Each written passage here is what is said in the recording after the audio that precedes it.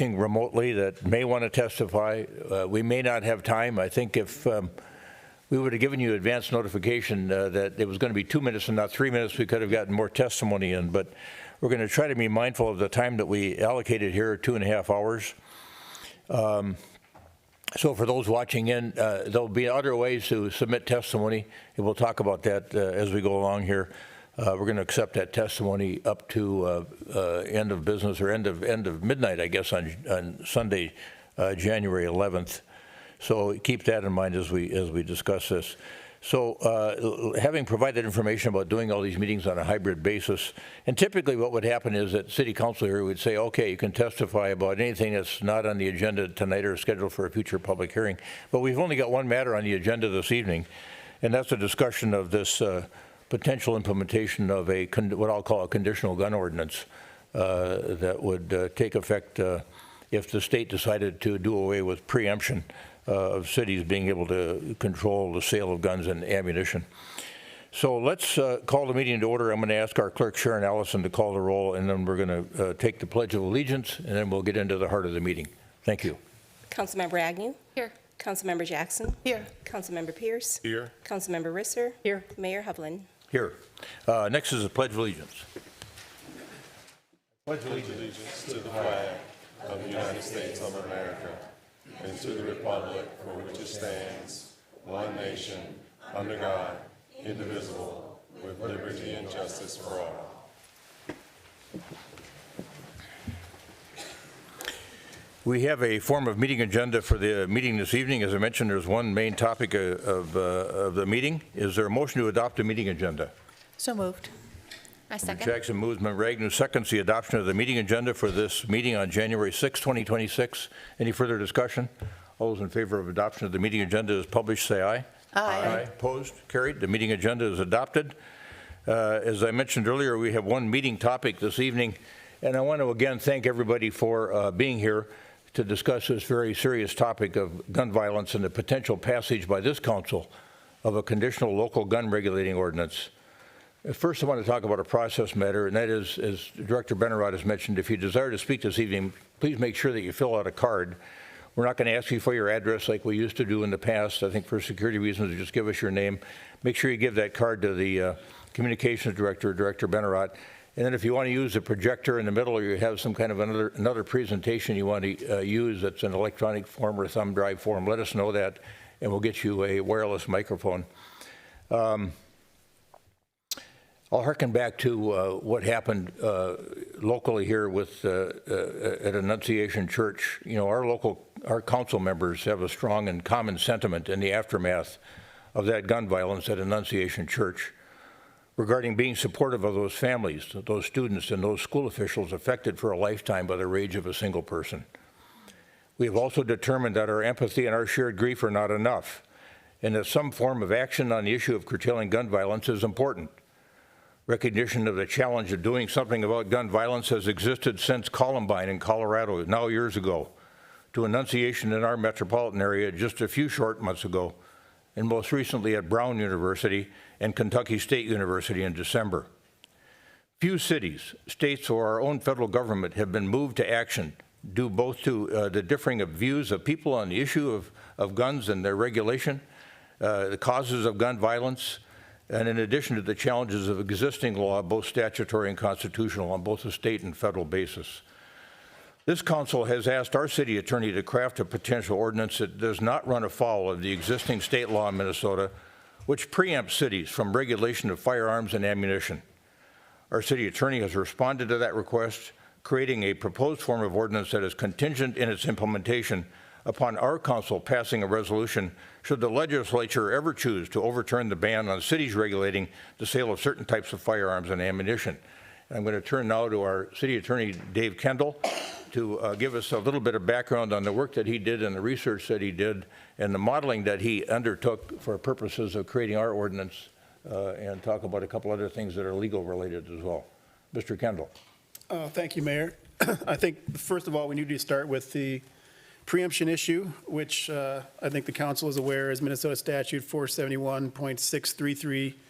It does say the legislature preempts all authority of cities to regulate firearms, ammunition, and their components to the complete exclusion of any ordinance passed by that city.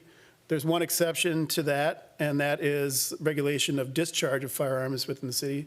So here we have it up on the screen.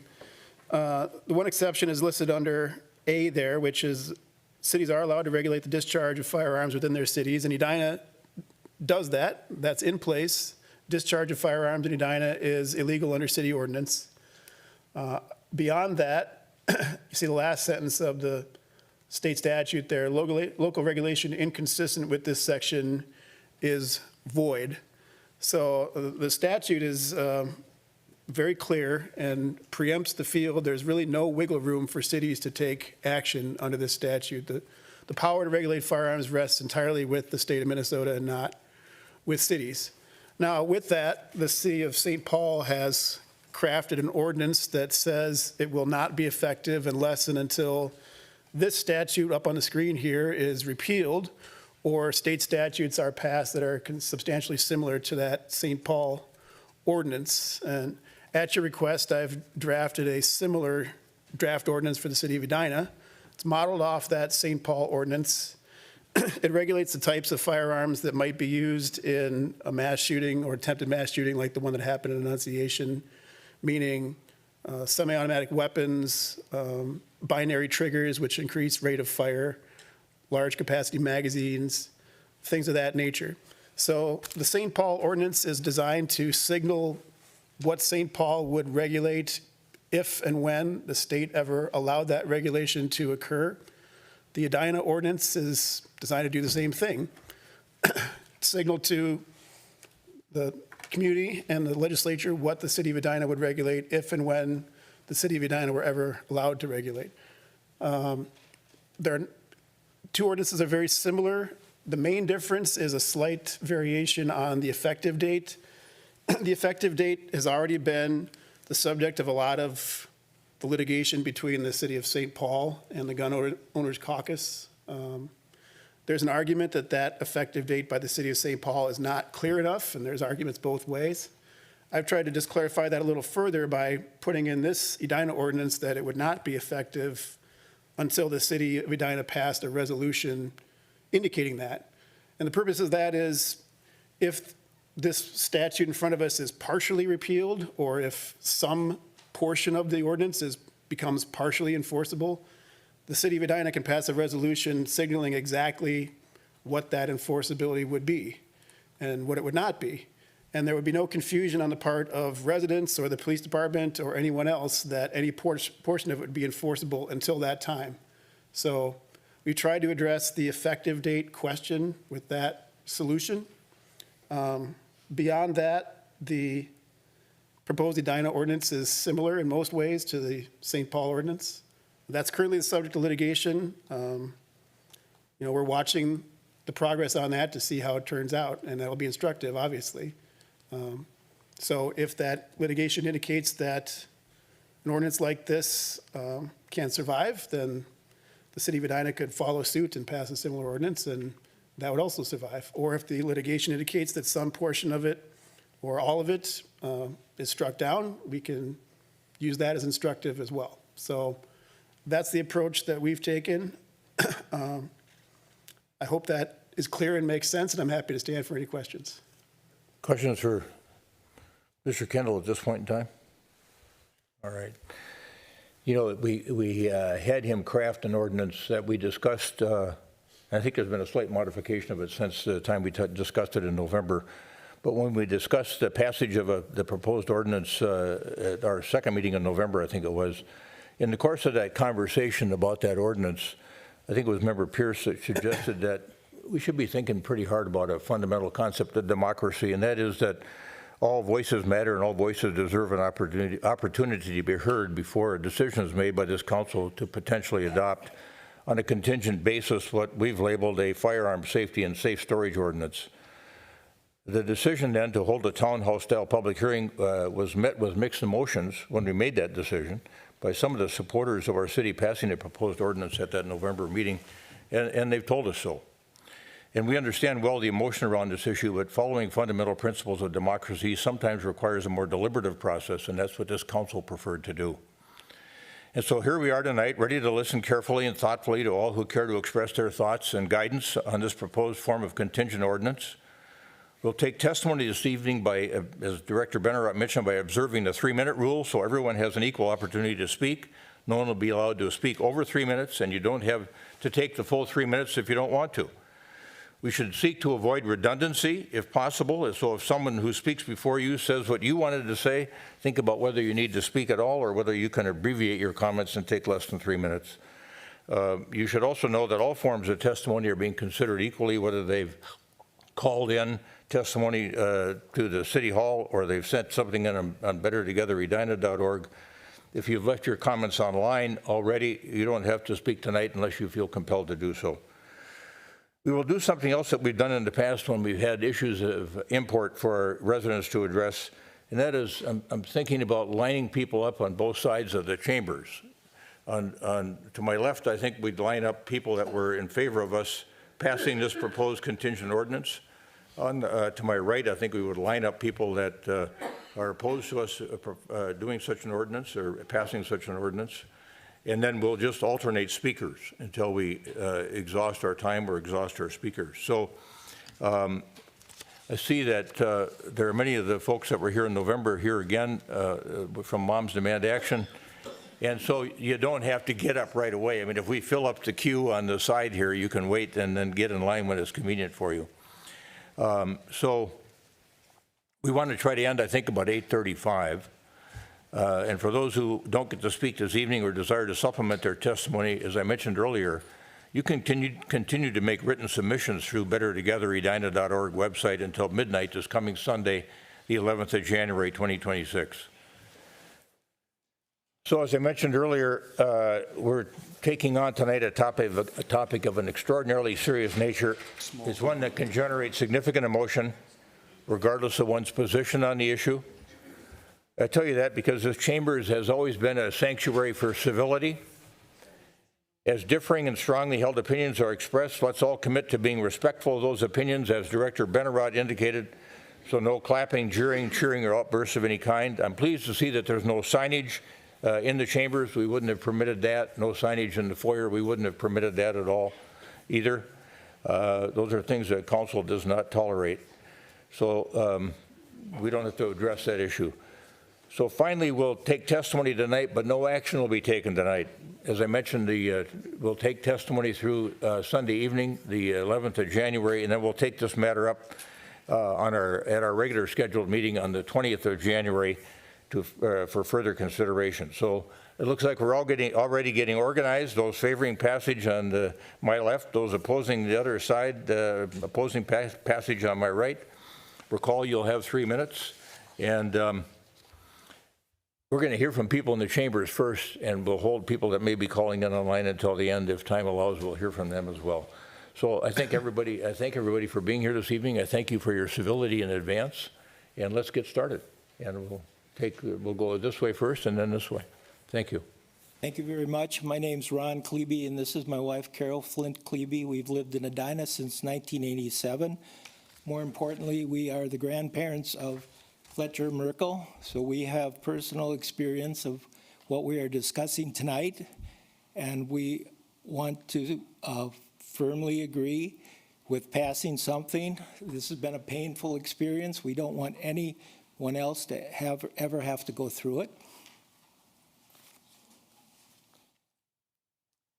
As the grandmother who held this baby, Fletcher Merkel, who lost his life at the Annunciation shooting, I can only talk to him now in my dreams. I dreamed once of seeing where he would go with his voracious curiosity and ability to read, how he knew details about animals few adults did. How many hours do koala bears sleep? Can you name 3 different types of tapirs from the mountains and plains? His curiosity had no limit. Once I dreamed where that curiosity would go and all his passions, and now I can only see him in my dreams. I'm asking for people to reflect on what cultural and social impedance we can set up? What would help to limit the gun violence? It is startling to open up a Sunday newspaper and see an ad from Fleet and Farm. We sell hundreds of guns, all kinds, Glocks, pistols, handguns. And why? I deeply, deeply miss my grandson. Tomorrow would be his 9th birthday.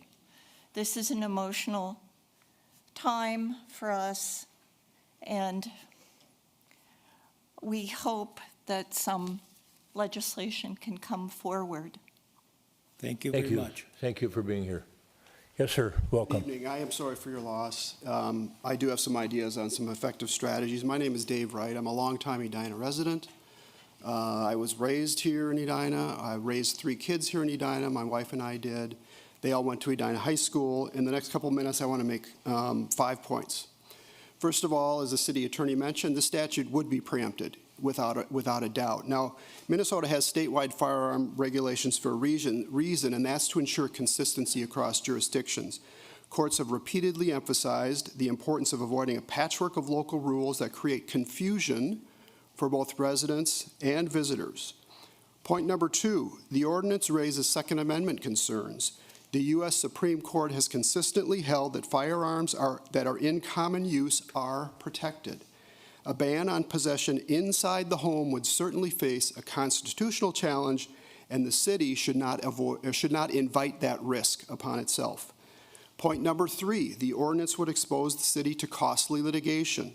Other cities have spent a lot of money defending similar laws with little or no public safety benefit, as is the case here, and I'll touch on that in a minute.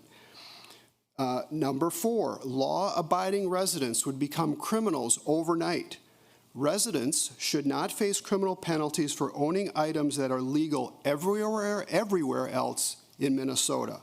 And criminals who intend to do harm are not going to follow the ordinance anyway. Criminals do not follow laws by definition. Point number 5, gun control laws have not reduced crime in other cities. You have to look at the experience of other cities. There are many studies published on this topic. Cities, if you look at cities with very strict gun laws like Chicago and New York and others, they still have very high rates of violent crime. And the point is, it's crime control, not gun control, crime control that leads to safer communities. And I want to close by emphasizing one point. It's probably fair to say that everybody here tonight wants a safe Edina, without a shadow of a doubt. But the proposed ordinance is not going to achieve that goal. It creates legal uncertainty, it criminalizes responsible residents, and it diverts attention away from strategies that actually will reduce violence. The proposed ordinance is divisive. And there are better tools available. Just briefly, I'll touch on a few. Number 1, it's strong enforcement of existing laws against criminals who misuse firearms. That's number 1. That's been proven effective. I've cited studies for you to that effect. You can also have education, safe storage outreach, and mental health support. Mental health is a big issue. If you look at the mass shootings you look at the last 20 years, the common thread is mental health issues. And these are the types of approaches that would unite the community and not divide it. This ordinance will divide the community. For these reasons, I respectfully ask the council to reject the ordinance. I did, by the way, file a briefing memo, submit a briefing memo. I'd like part of the public record. I can leave it with you. Yes. Yeah, please do. You can head it to our Thank you. communications director. Thank you, Mr. Wright. Yeah, I know that you sent that briefing memo to all of us in advance of this as well. Thank you. Yes, ma'am. Good evening. My name is Sarah Paisley. I am an Edina resident, a room parent, a lawyer. I work full-time, and most importantly, I am a mom. I got involved with Moms Demand Action when my youngest was a few months old, immediately following the Parkland shooting. I never imagined that getting her from her first day of first grade, I would have to sit her and her sister down and tell them that their dear friends were nearly murdered while sitting in church that morning. Thank God, Emmett and Lily were physically unharmed, but as we know, many of their classmates were not. Even without physical harm, our dear friends are forever changed. The week after Annunciation, I invited a small group of friends to my house to strategize and process. With 2 days' notice, over 50 busy Edina moms showed up. One brought her infant, several came between shuttling kids to practice. Everyone wanted to do something, so this nightmare would never repeat again in our community or anywhere. The momentum was so strong that in November, we launched an Edina branch of Moms Demand Action to focus on making our city safer from guns. We are now 365 members and counting. My kids make fun of my common refrain, my number one job is to keep you safe. Don't talk with your mouth full, look both ways, don't forget your helmet. Here's the reality. None of that prevents the outcome that is the number one killer of children in this country. That killer is guns. And those deaths of so many children are 100% man-made and 100% preventable by us, the adults. I am proud to be a leader in this movement, but when it comes to guns, it can't just be my job. It's our job. It's your job. We are mothers, fathers, aunts, uncles, and grandparents begging lawmakers to recognize the facts in front of you and act with courage. I am asking each of you individually to be a leader our kids deserve. Send a message that Edina is a city that puts the welfare of our children first. We lead in so many areas. Let this be one of them. Other cities are watching. Our state is watching. Most importantly, our kids are watching. This council is asked to weigh many complex issues of our city and our time. This isn't one of them. The question of preventing Annunciation is painfully simple. It's the guns. Please, I ask you, act with courage and vote to pass the ordinance. Thank you. Thank you. There's a gentleman out in the foyer with a sign being held over his head. Take that sign down, please. Thank you. Yes, sir. Go Yes, ahead, my name is Bob Elmore. I'm a longtime resident of Edina. Thanks, Bob. As was previously said, we all want Edina to be safe, and one of the reasons my wife and I live here is because we feel Edina is a safe community. I just want to ask a question. I'm not going to make statements. Let's go back 100 years to 1926. Anyone could order a firearm through the Sears catalog. No waiting period, no age restrictions, no background checks, no paperwork.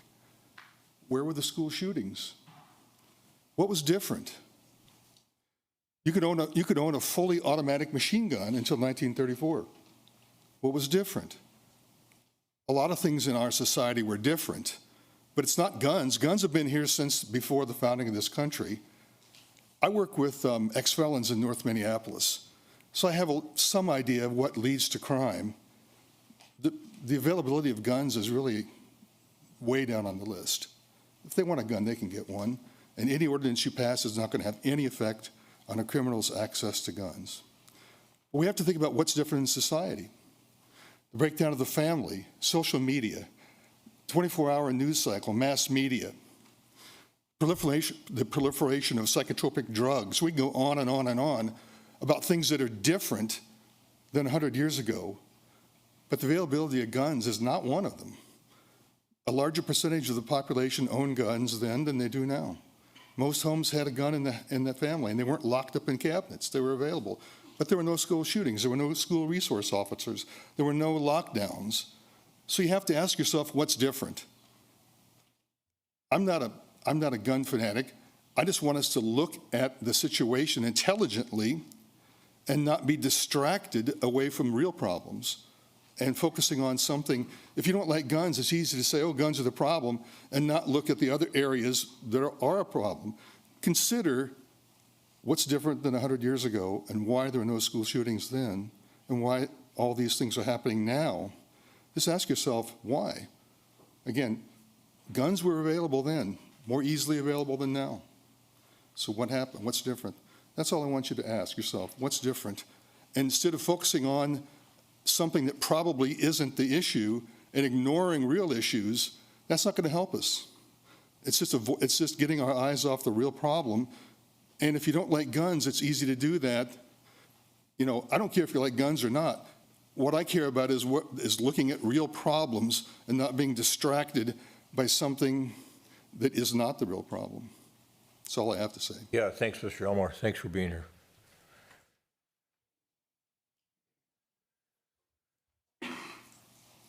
Yes, sir. Mayor Hovland and City Council, thank you for the opportunity to speak. My name's Jeff Sarton. I'm a pastor at Edina Community Lutheran Church over on West 54th Street. I'm here as a faith leader. I'm also here as someone who walks closely with families living with real and ongoing trauma. And guns are a problem in our society, and there are many problems, I agree, but guns are also a problem. This past fall, I witnessed the aftermath of the shooting at Annunciation Church, as you all did. 3 children from my congregation were inside the sanctuary at that time. The headlines moved on, but the fear and the grief did not. The trauma remains present in their daily lives, and because these children were in a shooting that happened during the context of worship, every Sunday can be a difficult thing for them because their sense of safety was shattered. And it matters deeply that a community makes clear that they see this pain and that it matters. These aren't somebody else's kids. These are our kids. And when one part of our community suffers, we all suffer together. That's in the Bible. I also want to be clear that that I understand the importance many place on the Second Amendment. I grew up in a little town in northern Minnesota. We had guns in our house. All my friends had guns in their house. It was a fact of life. Guns were available to us. However, something else was also present that I don't see now, and that was a deep respect for what it meant to have a gun. Even toy guns, we were taught never to point at a person, always only down. We had gun safety training in our schools. It was an emphasis on secure, responsible gun ownership over convenience, and we valued care for our neighbors over casual access to our guns. We no longer live in that same context. I believe things have changed. It wasn't 100 years ago that I was in school, but it was a long time ago. Things have changed. Firearms today are more lethal, more accessible, and more likely to be stored in ways that increase risk, especially to our children. Our responsibility also has to rise to meet the changing reality. I do not read the ordinance before you as criminalizing responsible gun ownership. I believe it addresses the real and proven dangers of unsecured firearms and negligent storage, and it affirms that community safety and individual rights depend on one another. As a pastor, I can say with certainty that gun violence shapes childhoods, fractures trust, and leaves lasting wounds.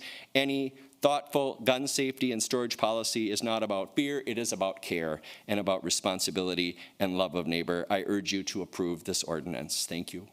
Thank you. Pastor.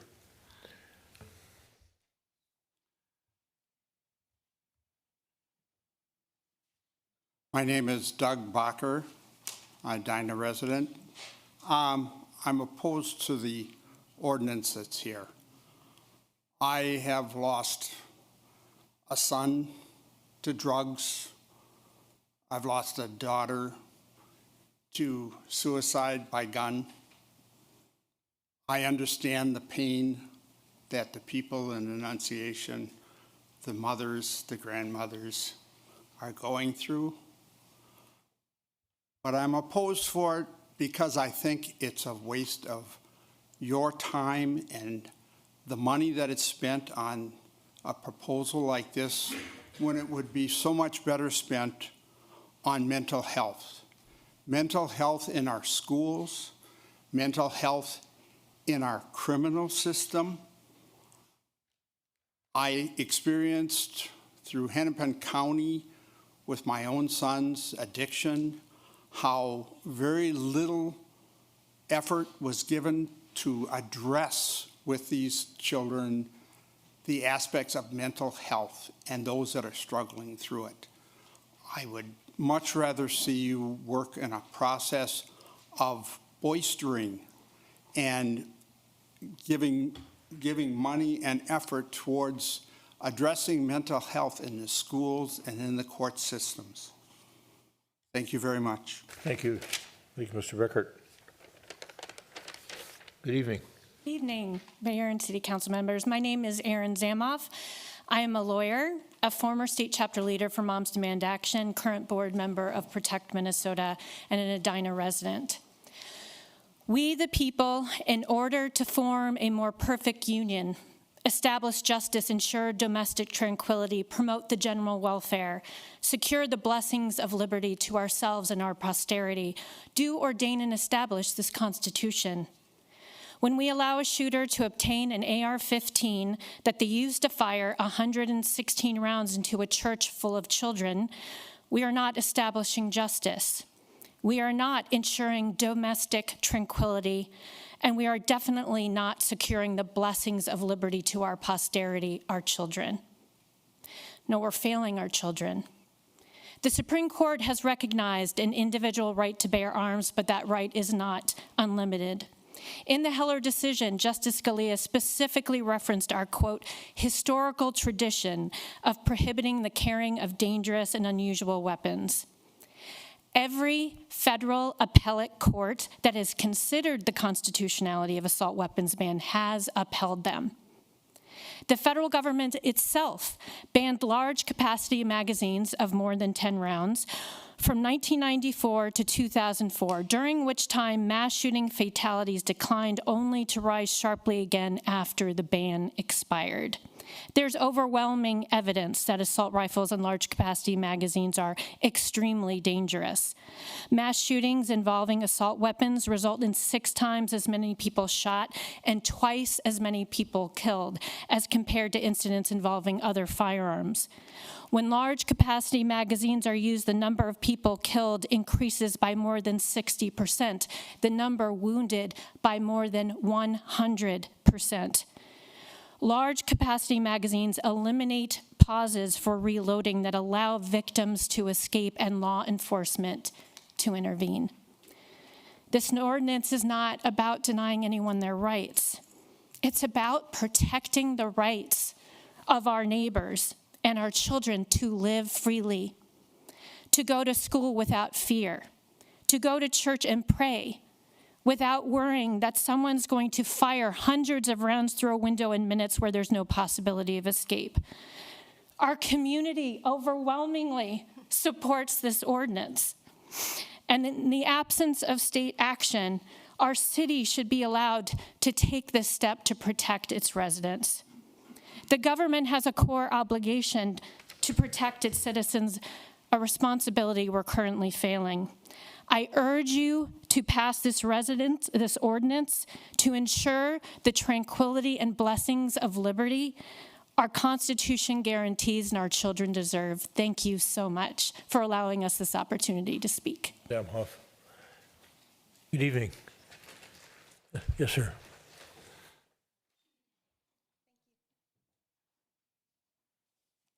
My name is Dan Nye. I'm a resident of Edina. My issue is that the prior speaker talked about the clear words of the Second Amendment. The right of the people to keep and bear arms shall not be infringed.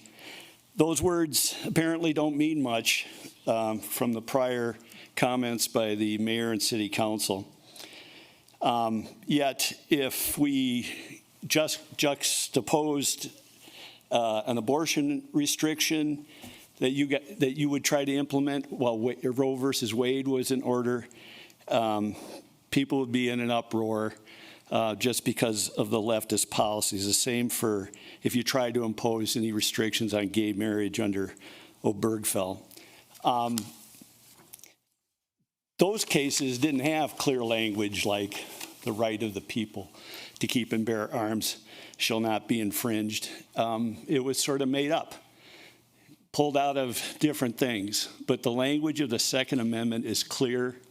You guys know you'll be breaking the Constitution if you implement this. The second thing I want to point out is an injustice occurred at the Annunciation shooting. And it appears that you guys want to blame innocent parties for that injustice. The person responsible for the Annunciation shooting was Robin Westman, and no one else? Why would you try to restrict and interfere with law-abiding citizens that had nothing to do with this act of evil? I hate to break it to you, but the policies that everybody wants to have this gun restriction imposed, the leftist ideologies, screwed up that guy. Instead of keeping him in reality, his parents let him go down a road of lies to let him think that he could be something he wasn't. And what happened with that lie? A great evil came out of it. Even at the end, some of his final writings, he even admitted that he was tired of being trans and wished he had never brainwashed himself. He committed a great evil. I think he was led down that path by people who were empathetic, but empathy without prudence is stupidity. We can't make judgments based on feelings. We are bound by the Constitution. The right of the people to keep and bear arms shall not be infringed. Thank you. Thank you. Thanks for being here. Good evening. Evening. My name is Grace Fabrouche. I'm a relatively new resident in Edina, but I grew up at my parents' house a mile and a half away in Richfield, and I spent 9 years of my life at Annunciation Catholic School. I got a text from my mom at 9:05 a.m. on August 27th that I will never forget. There is a mass casualty event with an active shooter at Annunciation right now. It is in the church. It doesn't sound like anybody is in the school. Although school is in session, the shooter hasn't made it into the school. My hands began to shake, and I nearly dropped my phone. I hurried to a corner and let myself collapse. I called my mom, voice trembling with terror, and I asked her if anyone was dead. We both started gasping for breath and crying as we thought about Jimmy and Teresa and all of our other dear friends whose lives might have already been extinguished without our knowledge. I haven't been Catholic for 10 years, not even religious really, but in that moment, I felt myself praying. I don't know who or what I was praying to, but I was just praying that they weren't alive. They say there's no atheists in the foxhole. Well, they're right. I didn't realize how much worse it would get. I pulled up the school's website hoping for, I don't even know what, but I clicked on calendar and I felt my heart drop into my stomach. And I texted my family. The kids were there. It's the new school year. All school mass today. Suddenly this nightmare I didn't think could get worse had devolved into a living hell. We had run so many drills at school, but not once had we run a drill inside the church. Why would we? Suddenly, everyone I ever knew in that place I called home for 9 years was at stake. That evening, we crowded into the gym at Holy Angels for a vigil. I'll never forget hugging one of my teachers and noticing a spot of blood on her dress. I don't even know whose it was. I don't even know if she knew it was there. I started engaging in gun control advocacy when I was 15 years old. I know the numbers, I know the statistics, but nothing you do will ever prepare you for this happening to your community. Just a few weeks ago, 2 college students were murdered at Brown University by another person who got a gun too easily. A student named Mia Tretta had survived a shooting as a student at Saugus High School in Santa Clarita, where she was shot in the abdomen. And it's not even the first time we've heard of someone surviving multiple mass shootings. A couple weeks ago, 26-year-old Donovan Mateer died by suicide using a gun. He was a survivor of Parkland. Following a mental health crisis in 2021, an extreme risk protection order was put into place to keep him from purchasing a gun, and that order lapsed last month. He bought a gun a week later. I am terrified for the children in our community at Annunciation who now have to bear the trauma of that day, and I hope that we don't end up hearing more stories like Donovan's or Mia's with names that we already know. I am terrified that when these kids grow up, remembering that Fletcher and Harper never got to, that their lives will be threatened again by a completely preventable peril. I am terrified that this trauma will follow them in a way that they cannot heal or escape from it. The research is clear. I am here to beg you, Stace, I need to have you wrap up. You've over the time.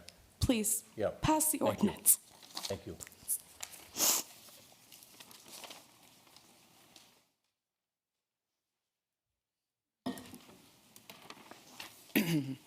You'll hold, bear with me, ma'am. We've got somebody who wants to speak on the other side here. My name is David Bice, 20-plus year resident of the city of Edina, parent, taxpayer, someone who, like all of you, is heartbroken by the horrific events that happened at Annunciation Catholic Church and School, the loss of 2 innocent children. I can't believe that Fletcher's grandparents were here even tonight, and the injuries to so many others during what should have been a joyful back-to-school mass. It's unimaginable.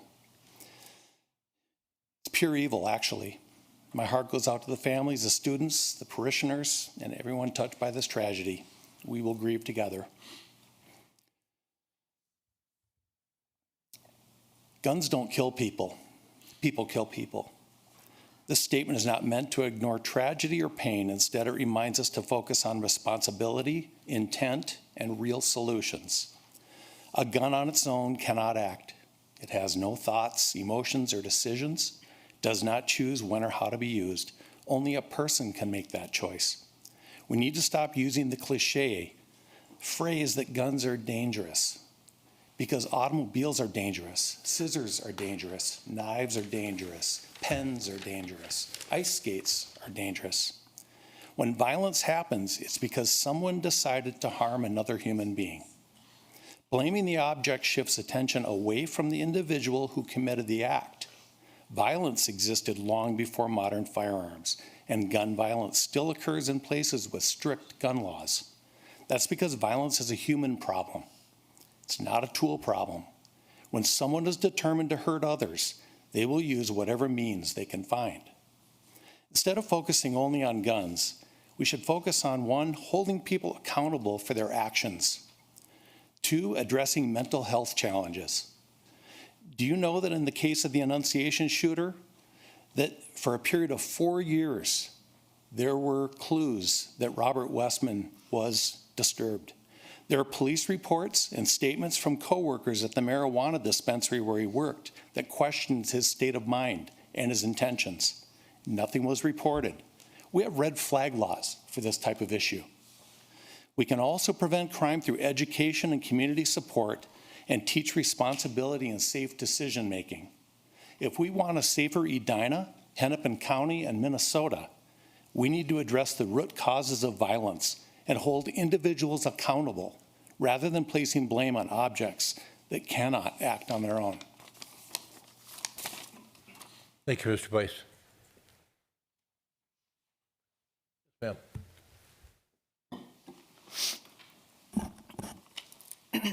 Excuse me.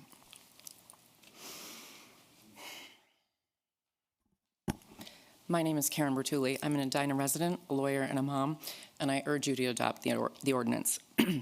For too long, I sat on the sidelines as gun violence has spread across America. But that changed for me on May 24th, 2022, when I saw news reports that a gunman had entered Robb Elementary in Uvalde, Texas, and murdered 19 children and 2 teachers, while armed officers stood outside for 77 minutes. That 77 minutes of waiting still makes me furious. But according to a March 2023 Texas Tribune article, because of the weapon used, an AR-15, catastrophic damage had already been done. Quote, in 2.5 minutes, before any police officer set foot inside the school, the gunman fired more than 100 rounds at students and teachers from point-blank range. Several victims lost large portions of their heads, photos taken by investigators show. Bullets tore gashes in flesh as long as a foot. They shattered a child's shin, nearly severed another's arm at the elbow, ripped open another's neck, and blasted a hole the size of a baseball in another's hip, end quote. That's what happened in Uvalde, but I could have been talking about Sandy Hook, Parkland, the Pulse nightclub, or the Tree of Life synagogue. All mass shootings where AR-15 style weapons were also used. Or, of course, Annunciation. As we all know, last August, gun violence terrorized our neighbors at Annunciation, and we lost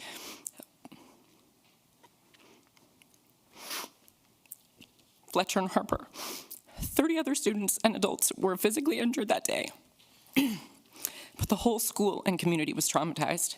Mercifully, Adults on the scene and MPD acted swiftly, undoubtedly saving lives. But again, a lawfully purchased AR-15, like the ones the proposed ordinance would ban in Edina, was used to murder and maim school children gathered in a church praying.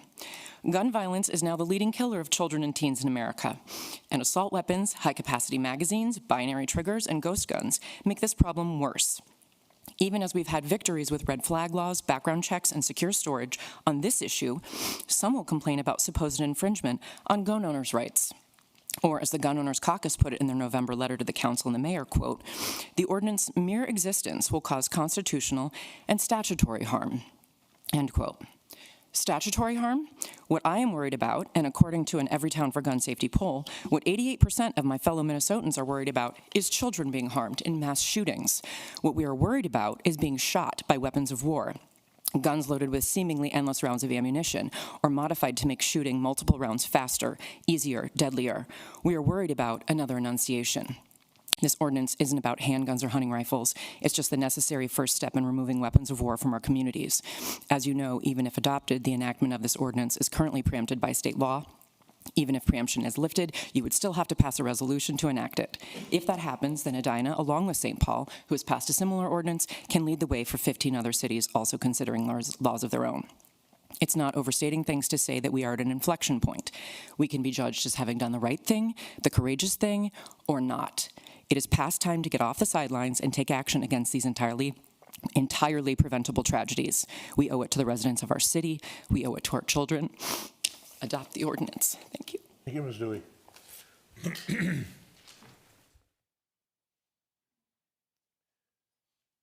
Hello. Thank you for your time and this opportunity to speak. Thank you also for your leadership in our community as our council. My name is Jay Kim. I'm a St. Louis native and a transplant from out of state. I'm so very happy to call Edina home and really proud to be part of this community the last 6 years. I'm a father of a third grader. I'm also a physician. And lastly, a former gun owner. Earlier this year, I was working at the hospital, which was right adjacent to Children's Hospital, when the tragedy at Annunciation School happened. There were so many unknowns, and children were taken to both Children's Hospital next door and Hennepin County Medical Center. This event still shakes me, and it ultimately led to the selling of my own firearm. I ask that this council strongly consider common sense guardrails to limit assault rifles, ghost guns, and high-capacity magazines in our community. The velocity of larger caliber bullets causes increased harm to the human body compared to smaller rounds. The chance of survivability also decreases due to the harm on internal organs and the unmitigated rapid bleeding that occurs. To have these larger rounds also fired rapidly adds further to the deadly potential of these weapons. Opponents may say, if there's a will, there's a way, and that this action won't stop someone who truly intends on destruction. That said, it's not reason for inaction. Now is the time for policy change. Let's take the example of the Australians who gathered together after their 1996 Port Authority mass shooting, where they pragmatically came together and made change. Thank you for your time, and please pass this ordinance. Thank you, Dr. Kim.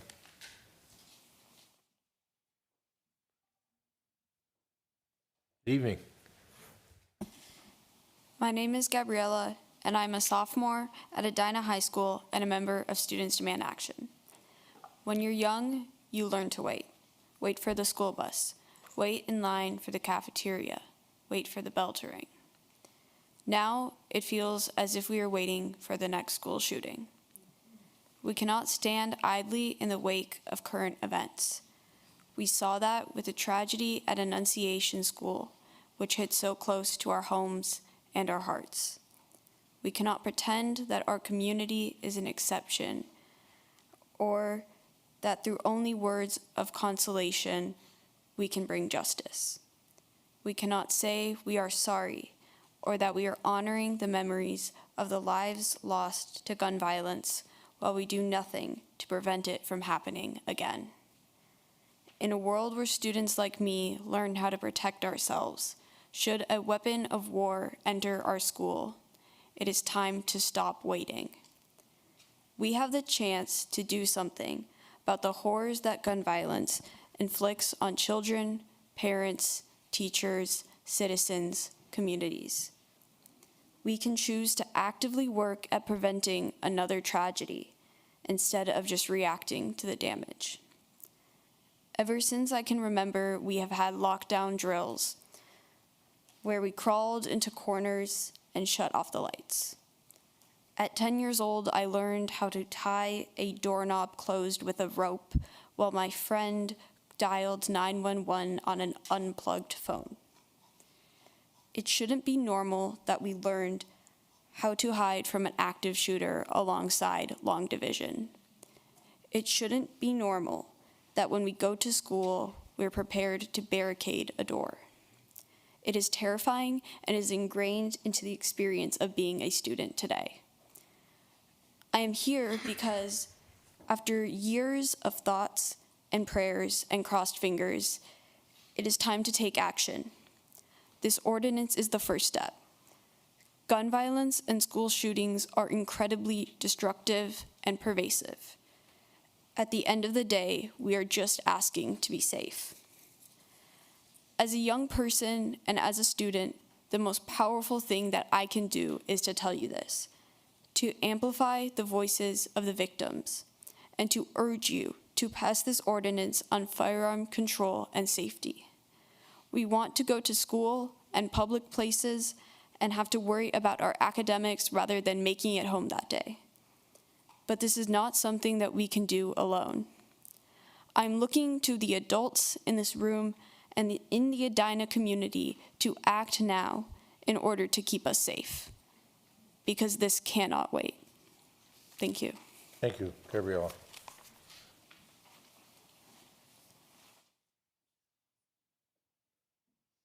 Good evening. Good evening, Council. My name is Danica Halverson. I'm a resident of Edina, and I come to share my viewpoint not only as a resident, but as a parent of kids in Edina schools and as an educator in a nearby public school district. And on the morning of August 27th, I was sitting in a back-to-school staff meeting in my building about safety and security updates that were made over the summer when we heard the news of the horrific events across town. The irony of that is unbearable. As a parent and an educator, this topic has hit too close to home for too long. Each year at work in the public schools, I get to do these lockdown drills, like Gabriella explained, with students in early childhood as young as 3 and 4 years old. These lockdown drills are times when we applaud our earliest learners, not for learning to read or share their toys, but to sit quietly in the corner of a dark room. I also work in special education, and so I've had to have conversations with colleagues about which of us would carry a medically fragile student from the building, should we feel it be the best option to flee in an active situation. Or conversations about how to keep a nonverbal student with autism calm and able to follow directions in these yearly lockdown drills. Educators spend immense bandwidth and resources every day to support our students during these drills and just to keep our students safe every day. According to Everytown for Gun Safety Research, in 2025 alone, there were at least 159 incidents of gunfire on school grounds across our country. For comparison, in Minnesota, we have 165 instructional days. That means that almost every day that an educator like myself drives home from school, there is a news story that reminds us that we are not safe from violence. As an educator, it's my job to do all that I can do to keep my students safe.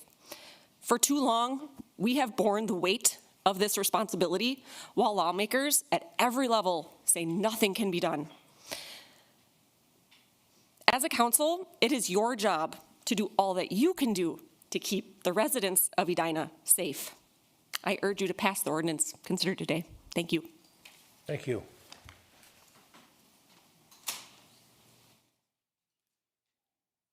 Good evening. Good evening. My name is Dr. Carrie Aikman. I'm a resident of Edina, and I'm a practicing clinical psychologist. I'd like to speak about the far-reaching and profound impact of gun violence on psychological health. All forms of gun violence can result in significant psychological damage, not only to the individuals directly involved, but to a wide circle of people around them. As research on gun violence has grown, the definition of who is impacted by the violence has expanded. Today, gun violence is understood to be a serious public health problem. So let's talk about the psychological impact of gun violence on individuals and then the community.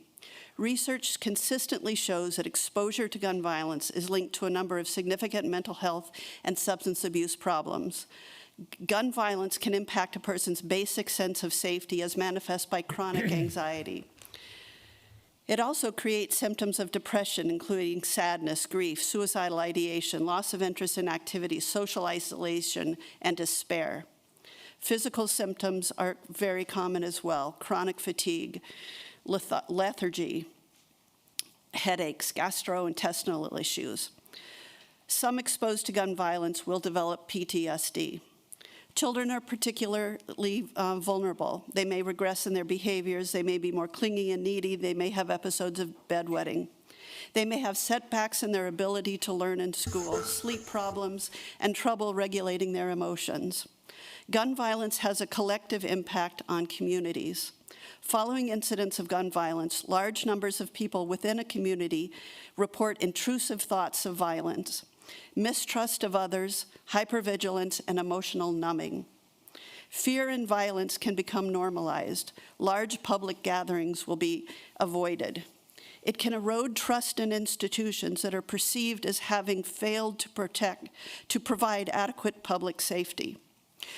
A few days after the Annunciation shooting, a patient called me in a panic.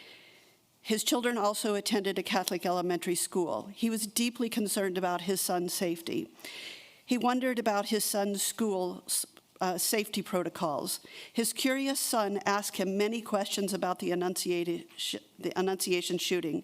He wondered how much information to share and which details to avoid. He worried about what the older kids on the bus would talk about and what his sons might overhear.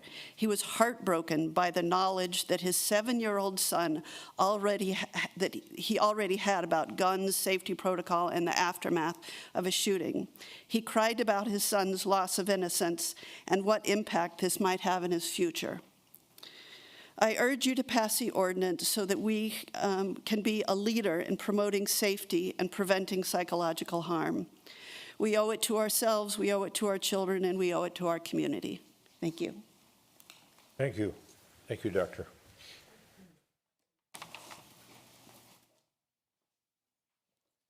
Good evening. Hi, good evening.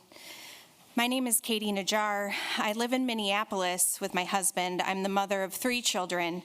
2 attend Annunciation, and 1 attends Edina Public Elementary School. On the morning of August 27th, I, along with thousands of parents, were dropping their children off for the first day of school in Edina. I gave my child a hug and handed them over to the staff with hopeful expectations for the year ahead. Less than an hour later, I received the worst phone call of my life. "Mom, you have to come get us now." I raced the 3 miles to Annunciation, where I was hit with the news.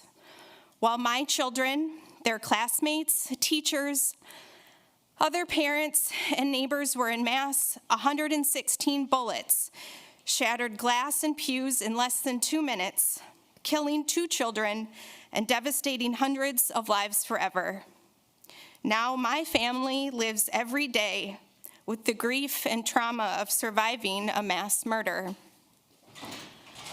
Gun violence doesn't care where you live, what color your skin is, how much money you make, or what God you pray to.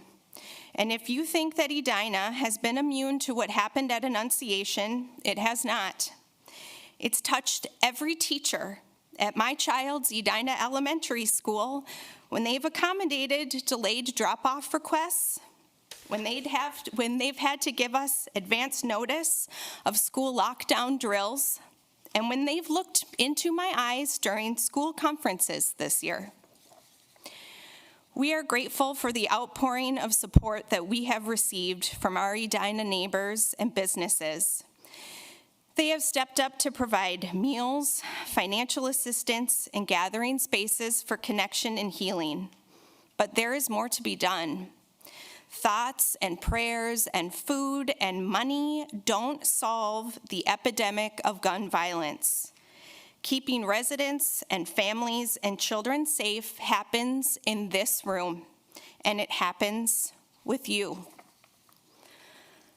The motto for this school year at my child's Edina Elementary School is Go Mad, which stands for Go Out, Make a Difference. How are we supposed to expect our children to have the courage to do this when the adults in charge don't lead the way? How are we supposed to give them a future filled with hope without ensuring they go home alive at the end of the school day? I urge you, for Fletcher, for Harper, for my family, for all of your families, please pass this ordinance. Thank you. Thank you. Would it be okay if I handed you a letter that one of my children wrote to elected officials after the shooting? Communications Director, we'll put it in as part of the record. Thank you. Thank you, Ms. Najjar.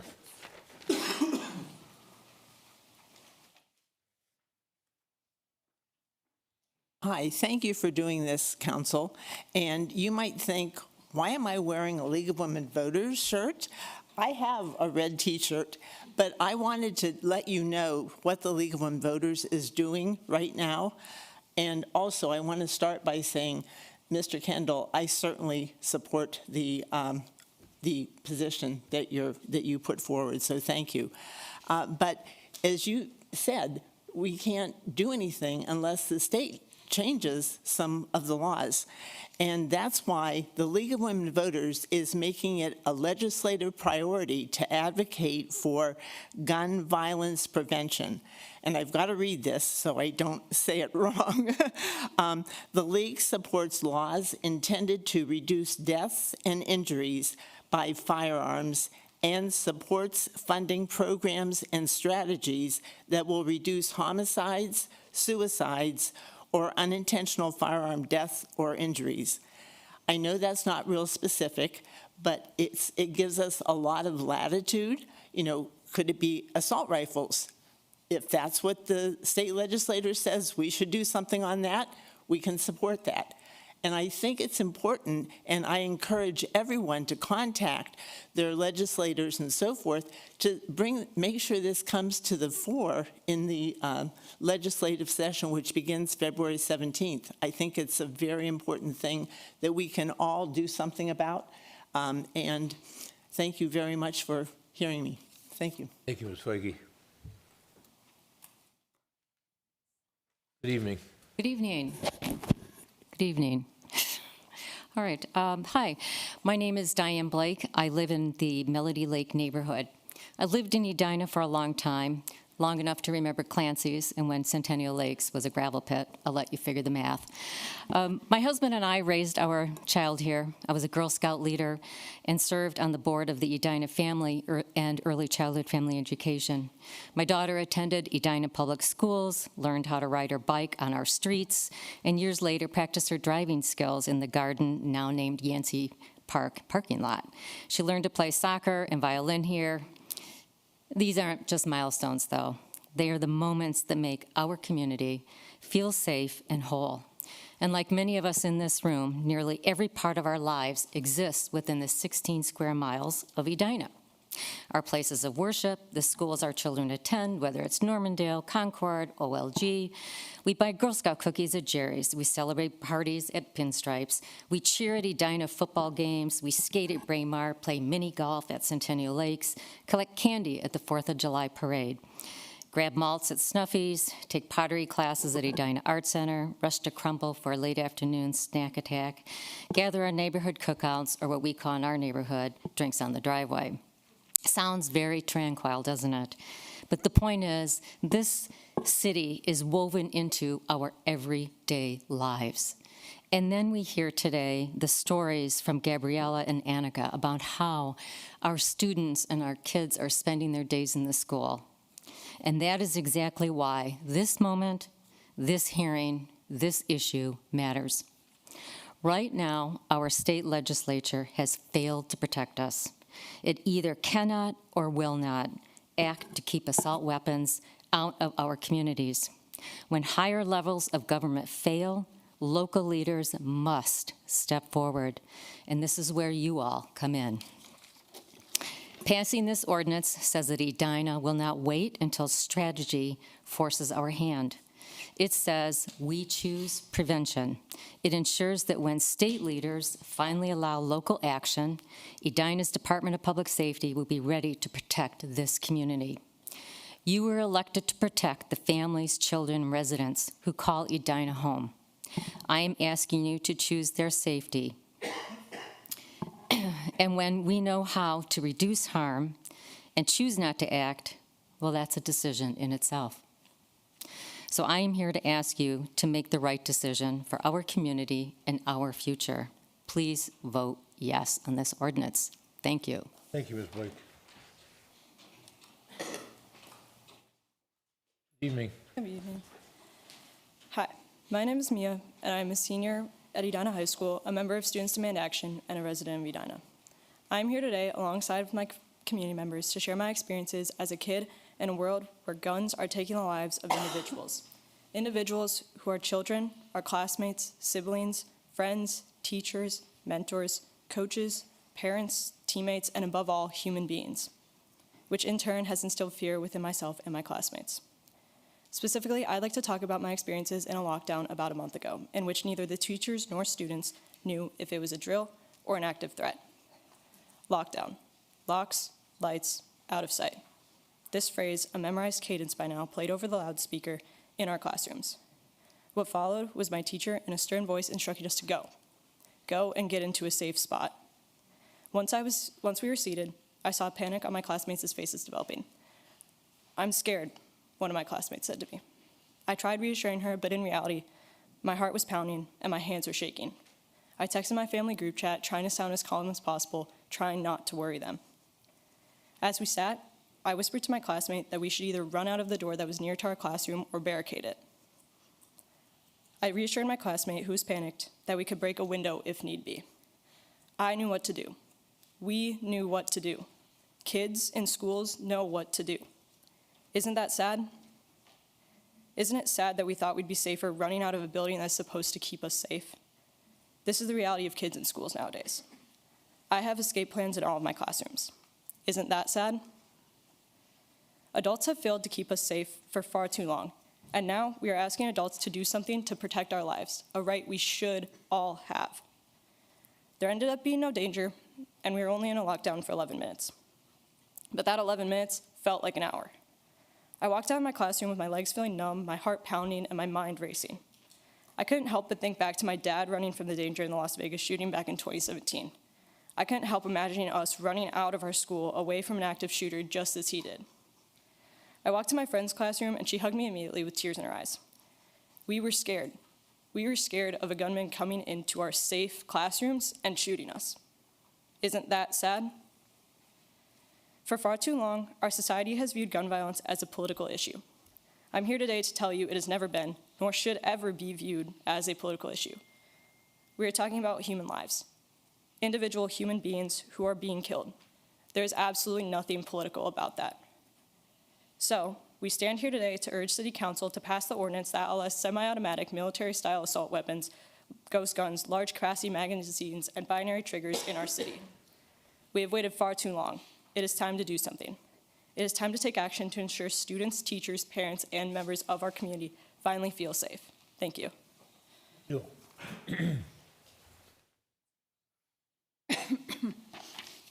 Evening. Good evening. My name's Trish Valusik. I am an Edina resident and the mother of 2 students at Edina High School.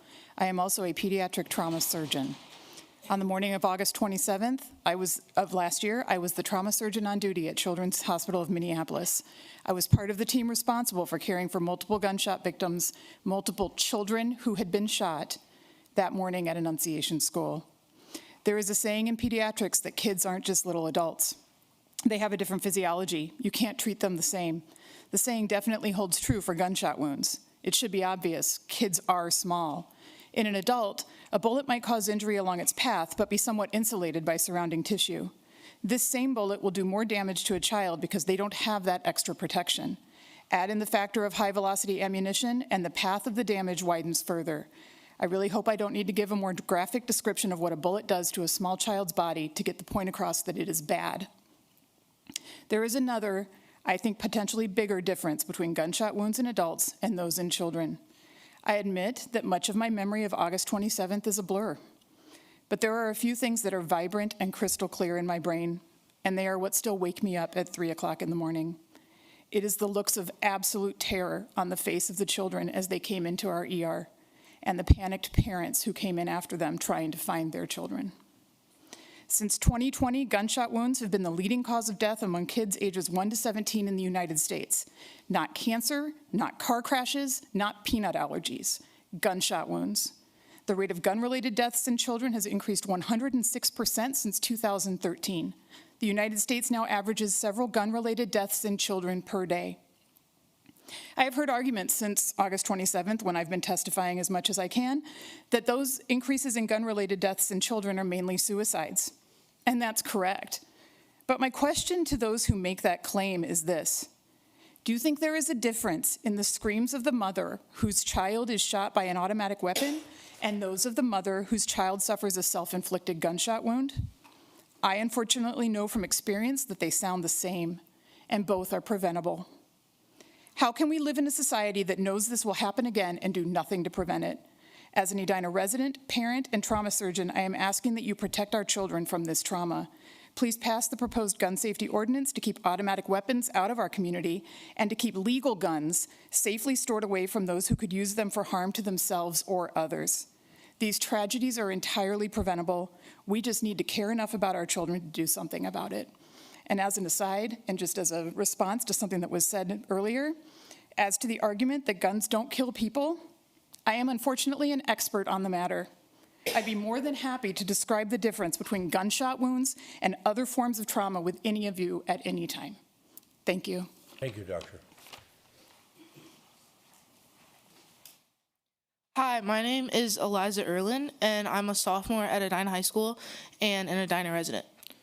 The day the shooting at Annunciation happened, I was in my math class. I was quickly checking my phone when I saw a text from my mom. She asked me if I was okay. I did not know what she was talking about. That's when I found out that there was a shooting happening at Annunciation, a school that, as most of you probably know, is really, really close to Edina High School. The rest of that day, I was in shock. I couldn't focus for the rest of that class, and I kept checking the news. I saw those terrifying photos of kids hugging their parents, sobbing. Honestly, I was scared to go to school the next day, because what was stopping someone from showing up at my school and doing the same exact thing? What was the difference between Annunciation and my school? I still don't have the answers to those questions. For once, I felt unsafe in my city, the place I've lived my entire life. How could a community so close to mine have something like that happen? It felt surreal. Typically, you hear about these things in the news, in some other state, not in a school 15 minutes away from yours. This fear, this feeling, is why I'm asking you to do something about it. Make the students, staff, and parents in Edina Public Schools feel safe. Make a change. Pass this ordinance. I am 15 years old. The power is in your hands. You are the adults, and I'm asking you to do something to keep me and my peers safe. No one deserves to feel the amount of fear the students and parents at Annunciation felt that day and the fear they continue to feel after the shooting. We shouldn't have to worry that this tragedy is going to happen again in our community.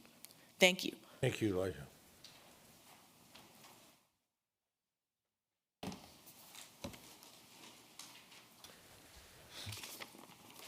Good evening. Good evening. My name is David Lose. I'm the senior pastor at Mount Olivet Lutheran Church, which has more than 1,000 members that call Edina home. More to this evening's proceedings, though. I'm here as the pastor of Molly and Jesse Merkel and their children, Milo, Hazel, Rory, and of course, Fletcher. The morning of August 27th, I arrived at Annunciation School at about 10:30 in the morning. after receiving a call from one of the volunteer police chaplains letting me know that one of the 2 children was one of our Mount Olivet kids. By that time, all the shots had been fired. The gunman had taken their life. Wounded children had been taken to various hospitals. The rest of the students had been reunited with their parents. What was left when I arrived were the shattered remains of 2 families whose lives and futures had been torn apart by horrific violence. I could hear the devastated wailing of Harper's mother as I looked for Molly and Jesse, and when I found them, I had the first of 2 thoughts that will remain with me forever. That first thought was that there was absolutely nothing I could do or say that was adequate to the situation. Oh, I could hold on to them, embrace them as they experienced the waves of shock, disbelief, grief, anger, and despair that would ultimately rack their bodies and spirits. I could call grandparents and let them know they could call off the search for Fletcher at area hospitals because he was here. I could and did all of this, but there were no words or actions to remedy the unfathomable hurt they were enduring. Later that evening, I accompanied Fletcher's parents and grandparents back to the church when we were allowed to see Fletcher. Actually, though, we couldn't see him as his body was wrapped in a white cloth, but we could touch him, pray over him, offer a blessing. We did this in a side vestibule of the church, as the main sanctuary was still an active crime scene that had been ripped apart by gunfire, which was when a second thought embedded itself in me. This did not have to happen. I'm not referring simply to violence that has and always will be with us, but rather the sheer, even grotesque immensity of the violence. Of the 119 rounds of gunfire discharged, 116 were fired in a minute from a legally purchased semi-automatic weapon. This did not have to happen. 2 additional thoughts. First, I have heard it said, and perhaps you have too, that any gun safety ordinance proposed should be both comprehensive and proven to be effective before they're made into law. They do not. The problem of gun violence is complex and will require a multi-layered response, including greater attention to mental health. But any and every measure we can take to reduce gun violence is a vital step to take. Small steps now, rather than waiting for a comprehensive plan later, will save lives. Not knowing with certainty which of those steps will prove most effective is no excuse for inaction. We should instead follow the words of the Hippocratic Oath and try anything that does no harm. Second, please keep this conversation going. I am here to urge you to pass this ordinance. It seems to me to be common sense, modest, actionable, and impactful. If you disagree, let's talk about it. The great failure of our day is that rather than view this issue of preventing gun violence as a matter of public health and safety, it's devolved into a partisan affair where supporters on either side of the issue are expected to demonstrate their loyalty by towing the line, disavowing meaningful conversation, and demonizing opponents. We need to keep talking to each other, keep identifying shared values, keep seeking common ground, and in these ways honor what I know is our shared commitment to the safety of our children, our neighbors, and our first responders. It is the only way forward. At 10:30 on that Wednesday, there may have been nothing I could do, or any of us, but there is something we can do tonight and going forward. Thank you. Thank you, Pastor.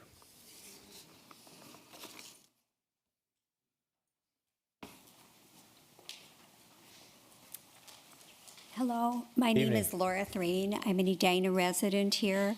I wasn't planning on speaking tonight, but I felt compelled to do so because I'm urging you to pass the ordinance that we can ban assault rifles from the community of Edina. On December 14th, 2012, my niece, Charlotte Bacon, was killed at Sandy Hook. She was a kindergartner. That was 13 years ago. And here we are today, 13 years later, still talking about this issue. Her family is grieving. They will never be the same.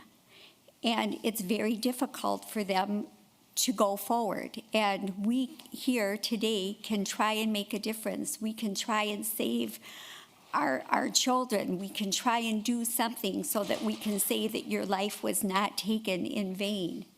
Another thought, I'm an educator here in Edina Public Schools. I know what these students are talking about when we have these stay put, stay safe drills. I'm a teacher. My job with these younger children is to hurdle them into a safe area, lock the doors, close the curtains, and they don't understand why, and tell them not to talk.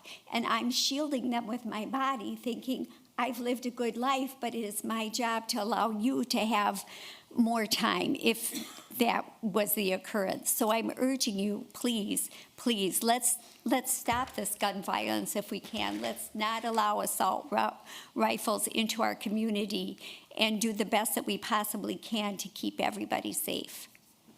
Laura. Excuse me. My name is Tess Rada. My daughter Lila is a third grader at Annunciation.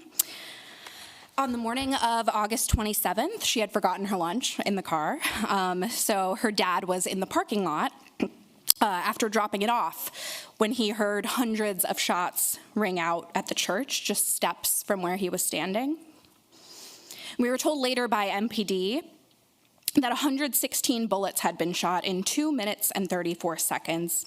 And the only way someone can do that amount of damage is with an assault-style semi-automatic rifle, which is a weapon made for the battlefield paired with a high-capacity magazine. And people like to use the argument that guns don't kill people, people do. And while it is true that a gun cannot shoot itself, it is equally true that a person cannot shoot 116 shots without a gun. I know I don't have to tell you that children shouldn't be shot at while they're in school or praying in church. Children shouldn't have to watch their classmates killed in front of them. And teachers and principals shouldn't have to hold their students' hands while they're bleeding out on the ground. Lila and I have done many things this year that I didn't think we'd ever have to do. Attending funerals for her classmates, going to therapy for PTSD, weighing every place we go with the likelihood of a mass shooting occurring there. She can't sleep alone, and she falls to the floor when she hears unexpected noises. And most sadly, I've watched her slow understanding that her longtime friend and classmate Fletcher isn't here anymore, and her realization that with a simple change of seating at Mass that day, it could have been her. She's 8. We live in Minneapolis, but we are regularly in Edina for shopping or play dates. And I have such severe PTSD, I had to leave my full-time job. I'm starting a part-time job soon at a coffee shop in Edina. And when I'm here, I want to be secure in the knowledge that weapons of war and high-capacity magazines, binary triggers, and ghost guns are not allowed here. And it may seem like a tragedy of this scale won't happen to you. I didn't think it would happen to me. But the thing I've learned through this experience is that nothing is certain, and bullets don't care about race, class, or who you voted for. I thought my daughter would be safe in her school, in church, but as of right now, there really is no safe place. I'm asking City Council to pass the ordinance put before you tonight, and to care about your kids enough to say you did everything in your power to prevent what happened at Annunciation from happening here. Thank you. Thank you, Tess. Good evening. Good evening. Hi. My name is. Can you hear? Okay.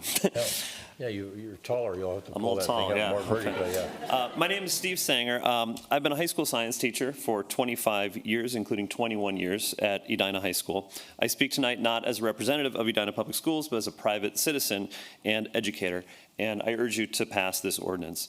When I began teaching in the year 2000, my classroom had a chalkboard, an overhead projector, and no computer. An enormous amount has changed over my 25-year career, both in education and society. But one thing that hasn't changed is the all too frequent news of yet another school shooting. And what strikes me the most about this as an educator is how little has been done to address this issue. The satirical newspaper The Onion started posting the same headline after many major mass shootings. The headline reads, "No way to prevent this, says only nation where this regularly happens." Since 2014, they've posted this headline 39 times. We know there will be a 40th, it's just a question of where and when. So in the absence of any meaningful action to prevent shootings from happening, we in the public school system are stuck trying to come up with a way to respond to it. And so now we have lockdown drills. We practice what to do if someone open fires in the school with a weapon that can fire 45 to 60 bullets in a minute. As you've heard from some of our students, we as teachers, we're supposed to get as many students as possible into our classrooms. We lock the door, we turn off the lights, we hide in a corner, sitting in silence, contemplating what we would do if the glass windows, or in some cases, glass walls of the classroom were shot through and the gunman entered. The lockdown drill, of course, comes with its own perils, triggering anxiety and panic attacks in many of our students. But perhaps the most vivid words I could use to explain the emotional toll of our current reality come from a parent who emailed me to explain why her daughter was absent from my class on the day after a false alarm put us into lockdown. She writes, "My daughter was gravely impacted by the lockdown on Tuesday. She truly thought she was going to die in your classroom. She grabbed her water bottle and she was ready to fight to her death, hoping she could knock the gunman out with a hard swing to the head. She was plotting how to play dead or how to recruit boys to help her in a defensive attack. She was pondering her life, what she has done, what she had wished she had done, and what she will miss in life if she is killed. To add to it, her sister was in the classroom next door. My daughter was playing out what would happen if the gunman went to her sister's room or to hers and the impact it would have on the surviving sister. The next day when she was headed to your classroom, the trauma flooded back in. She turned around and cried her way out the door." So this is the impact our lack of action on gun violence has had on students in our community. And so I ask, is this really the best we can do in the United States of America? To tell our kids to practice hiding. This state of affairs is shameful and embarrassing. We owe it to our kids to do better, and I'm hoping that you as leaders will vote to take a step in the right direction by passing this ordinance. Thank you. Thank you, Mr. Sanger. It was nice to hear from you after all the accolades you get from the kids at those National Merit Scholar Favorite Teacher Award. You've had many of them. But you never get to say anything. You just stand up and they get recognized. So.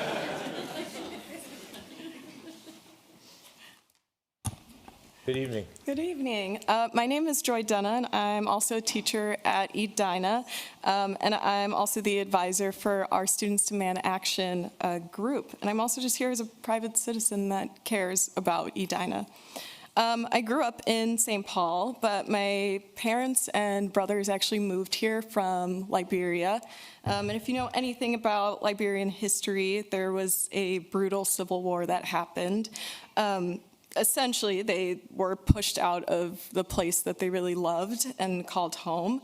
And a big part of what made this war so brutal was the assault weapons that had been floating through and passed around just different citizens that then ended up kind of turning against their neighbors.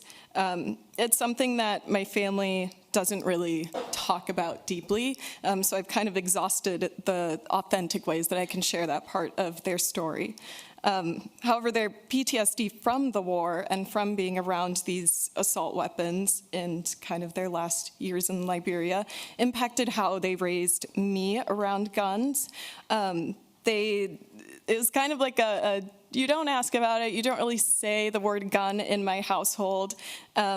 And I didn't think much about it until I was in college and thought I was going to be a nurse, and then maybe disappointed my mom a little bit when I told her, I think I'm going to go into education. I'm going to be a teacher.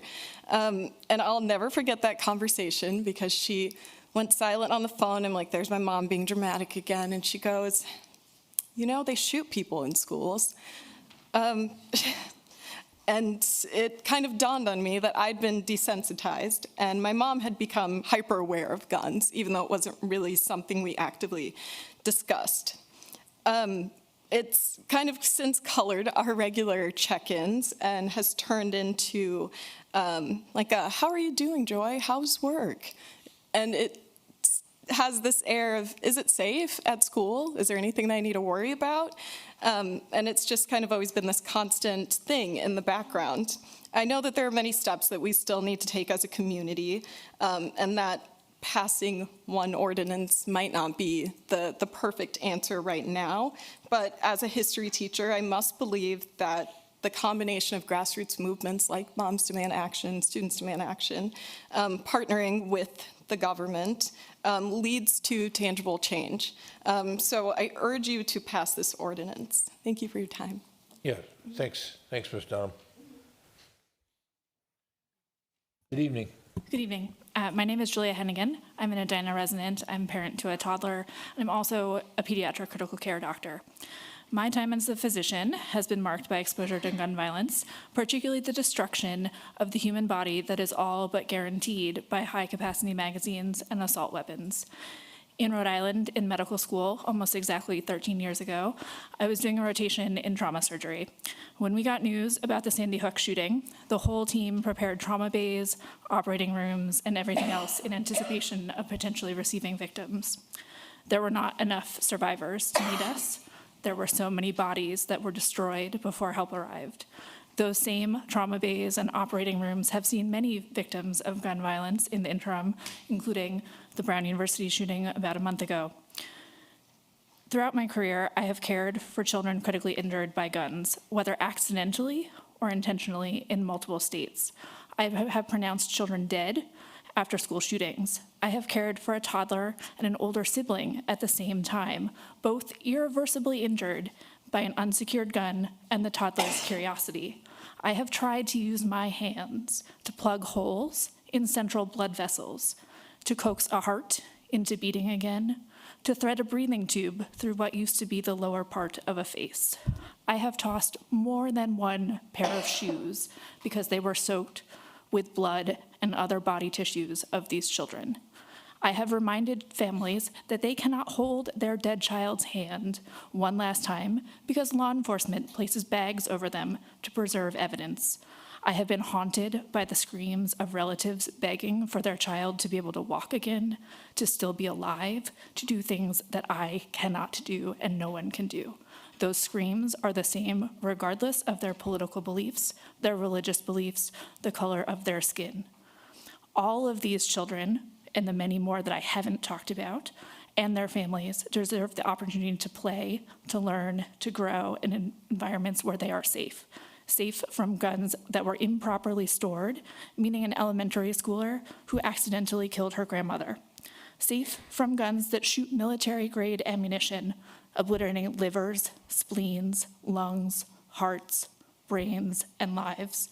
Safe from guns which allowed a teenager to impulsively choose to end his own life with a firearm his father bought to protect his family. Safe from learning about the psychological burden carried by survivors of gun violence. Firearms are the #1 cause of death of American children and adolescents. It doesn't have to be this way. My father tells everyone that I'm the kind of doctor that you never want to meet. This is a way that you don't have to meet me. Thank you for your consideration. Thank you, Doctor.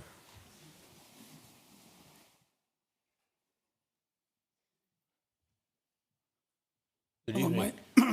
My name is Wayne Carlson. I live in Edina. I graduated from Brown University in 1965. I went in the Marine Corps and had two friends. One of them was a champion NCAA swimmer. He went to Vietnam, got blown apart, and some of his parts never came back. Another friend of mine was a first lieutenant when I was a second lieutenant. His father was an admiral in the Navy. He went to Annapolis and got out of Annapolis. He was the most brilliant person that I'd ever seen. He wanted to be a general in the Marine Corps. He went to Vietnam as an advisor. The Vietnamese ran. He was captured along with his first sergeant. They cut his balls off, put them in their mouth, and blew the brains out. I found out about it in the Time magazine. Just recently at Brown, we had 2 people killed. Now you think of these people. They have gone through school. They've worked their asses off to get to there, the curricula they've gone through. They paid $100,000 a year. The one senior paid $300,000, was going to be a brain surgeon. What did we lose here? Maybe someone would have found out about Alzheimer's or some other illness. The other was a young lady who was potentially a politician. What could she have done in leadership? What could she contribute? What could the people that she produced, what kind of children could she have had that could have made an impact on our society?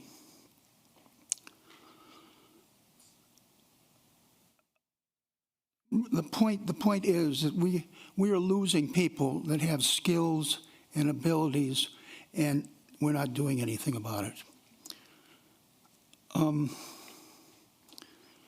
We know that politicians get paid by the guns lobby. and they get a tag to go out and kill a number of people. That's what we got going on in this country. And we can't expect that our politicians to do anything. So I'm going to ask for one small thing that comes out of this, that we have anyone that's going to buy a gun within 45 days has to go through gun safety treatments. I grew up in a farm.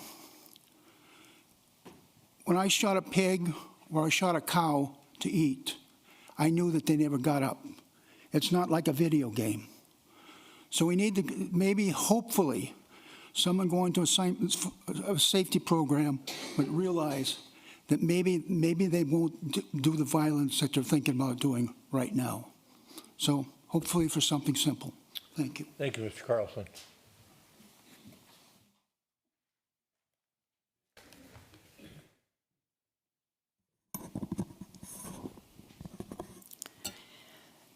Firearms are more accessible than any point in our history, and that accessibility has consequences. My name is Julie Green, and I am our Edina State Representative. And here is what I am hearing from our community members and neighbors, and with their permission, I am sharing this. As a parent of a child at Annunciation Catholic School, the recent shooting has left our family traumatized, fearful, and struggling to comprehend how such violence can happen in a place we trust to nurture and protect our children. Gun violence is not just a statistic for us. It is a daily reality that has shaken our sense of safety and shaken our community. Another, as a public school educator, not a day goes by that I don't think about what would happen if violence came to my school. Another, as a licensed therapist who has worked in schools, students are terrified of a school shooting happening. They describe hypervigilance just walking between classes, looking for exits in all rooms. Another, I find myself in a deep state of depression and anxiety. My heart breaks that we cannot pull together and make changes to lessen gun deaths. How do we win best place to live or retire without a ban on assault rifles and high-capacity magazines? Another, the shooter began firing at the doors just outside that room. We were told she may have fainted as they tried to barricade the door with whatever they could find. Juice boxes among them, because there is no heavy furniture in a preschool room. Another, I vividly remember when my youngest child was about 7 years old. They were playing school with a friend. Their play included a lockdown drill. I had to leave the room because I started to cry. And another, my 8-year-old daughter hid under a pew and asked her 5th grade buddy, "Is this a war?"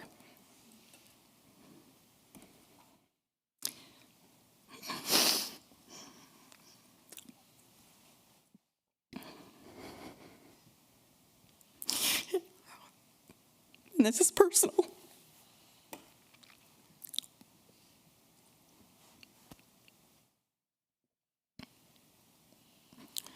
Political.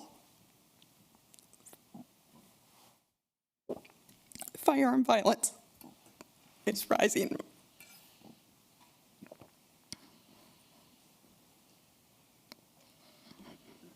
My dear colleague, Melissa Hortman, and her husband, Mark, were gunned down in their talk just this past June. The gunman carried 3 AK-47 assault rifles, assault-style weapons, weapons of war. My name and my husband's name were also on his hit list. Earlier this year, the Journal of the American Medical Association convened 60 thought leaders to define a bold innovation roadmap envisioning a 2040 America where firearm violence is, 1, substantially reduced, and 2, that every community feels safe. Organized, knowledgeable communities drive change. I'll say that again. Organized, knowledgeable communities drive change. When civic engagement and government action move together, real progress follows, and a 2040 vision becomes achievable. And to get there, we must all be all in at every level. And as a fellow elected and someone who works in the state legislature, you better be damn sure I'm going to work my ass off down at that legislature to get some more stuff passed. Thanks, Ms. Green.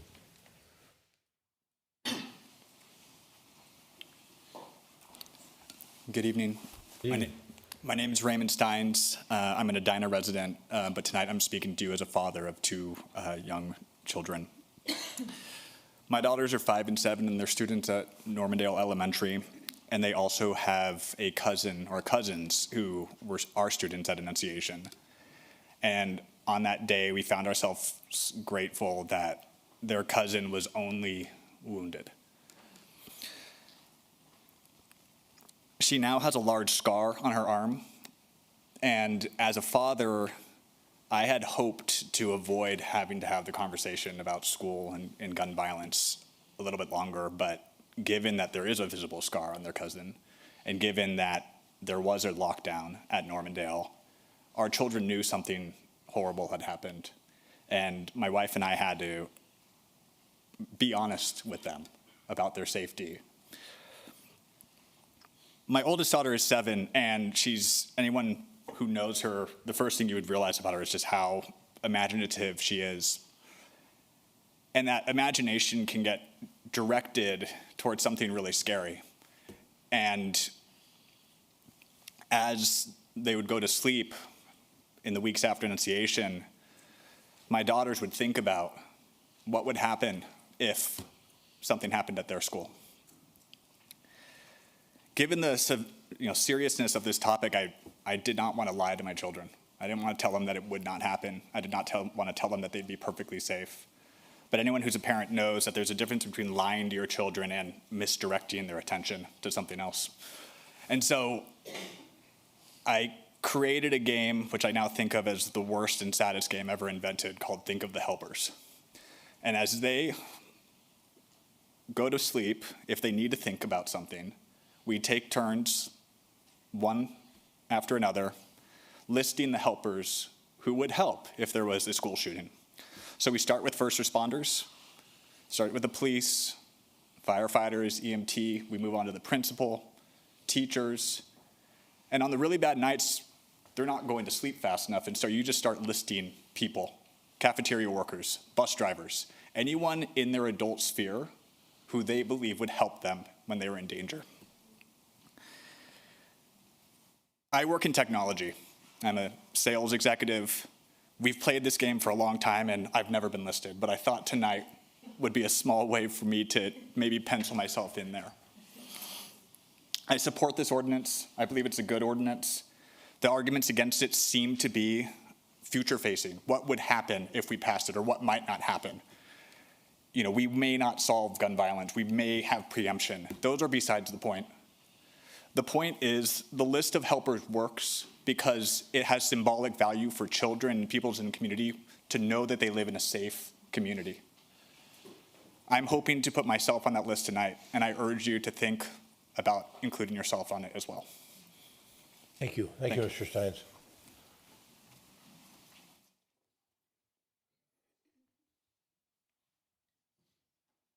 Hi. I'm Kathy Riley, an Edina resident, a mom of 2 children in Edina Public Schools, and a volunteer with the new Moms Demand Action group in Edina.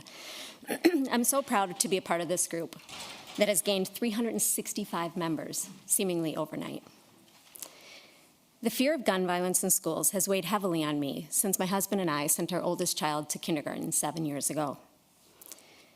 Like so many parents, I've prayed for my children's safety while continuing to hear heartbreaking news from across our country, from Sandy Hook to Parkland to Robb Elementary School. When the tragedy at Annunciation happened 3 months ago, it deeply shook our community.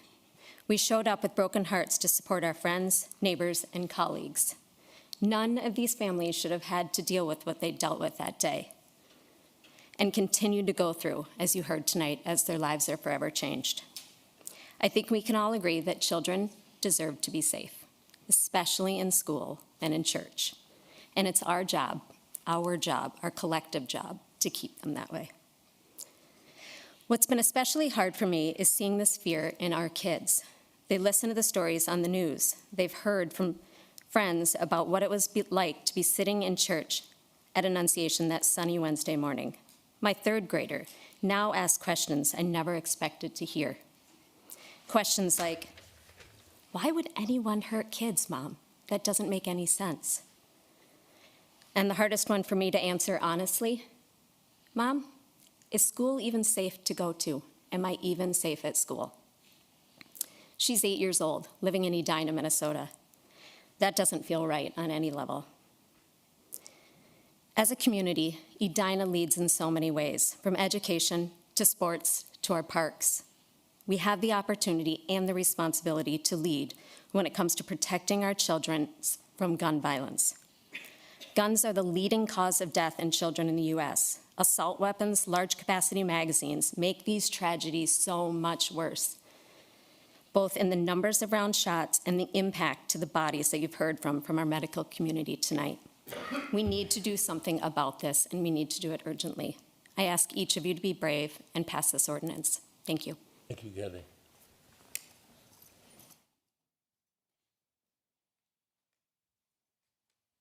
Good evening. Hello, good evening. I'm Bill Kemmer. I'm an Edina resident and a retired scientist. I'm not a constitutional lawyer. So I find it interesting that some people are saying, that you should not pass this ordinance because it will run afoul of the Second Amendment. But I'm puzzled by that because when I read the Second Amendment, it doesn't say people have the right to bear any kinds of arms they want, whatever they are, weapons of war included. Well, if that's the case, then I think the school shooters around the country, including here at Annunciation, are missing a boat. You know, you could kill a lot more people a lot faster from a safer distance by lobbing a rocket grenade into a church or a bazooka into one of our Edina public school classrooms. And if you'd say, no, that's absurd, you're taking this argument to the extreme, we draw the line there.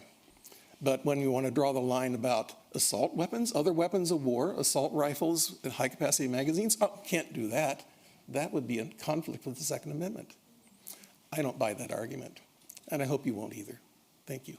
Thank you, Mr. Kemmer.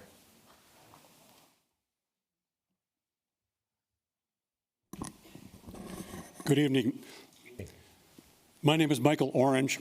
I'm here to represent the local chapter 27 of Veterans for Peace.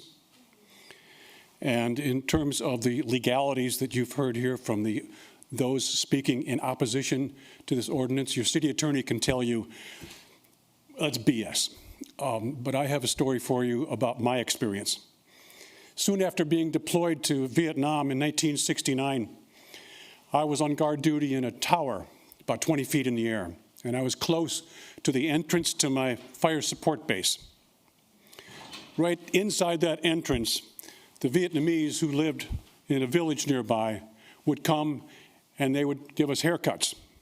They would wash our clothes. And primarily women would bring their children. In this guard tower, I noticed something unusual that day. There were two young boys, maybe 7, 8, 9 years old, who instead of staying in their little shack by the entrance, had moved onto the base and were rummaging around in a trash can that was located right next to one of the tents that we Marines took our off-duty, we slept there when we were off-duty. And then they began to scurry back toward the entrance, which caught my attention. And then a bomb went off in that can, and it blew away the tent and blew 3 Marines that were off duty into the air. And I acted instinctively, raising my M16, switching it off of safe onto semi-automatic, and started to track the 2 boys. But I could not pull my trigger. They were children. But my fellow Marines did not hesitate. And 30 feet away, I saw what assault weapon, high-powered assault weapon rounds do to small children. It ripped their bodies apart. It exploded their bodies. It destroyed their faces. You have to understand, the AR-15 assault rifle was a predecessor to the M16 I fired in Vietnam. The civilian version is more powerful than the current standard issue assault weapon that the military uses. That's an M4, not an M16. An AR-15 is more powerful. And the rounds from an AR-15 tumble and fragment upon impact. That's why you see these horrible injuries that you've been hearing about this evening. That's why you have to do everything you can to keep your city safe from these weapons of war. Thank you, Mr. Orange.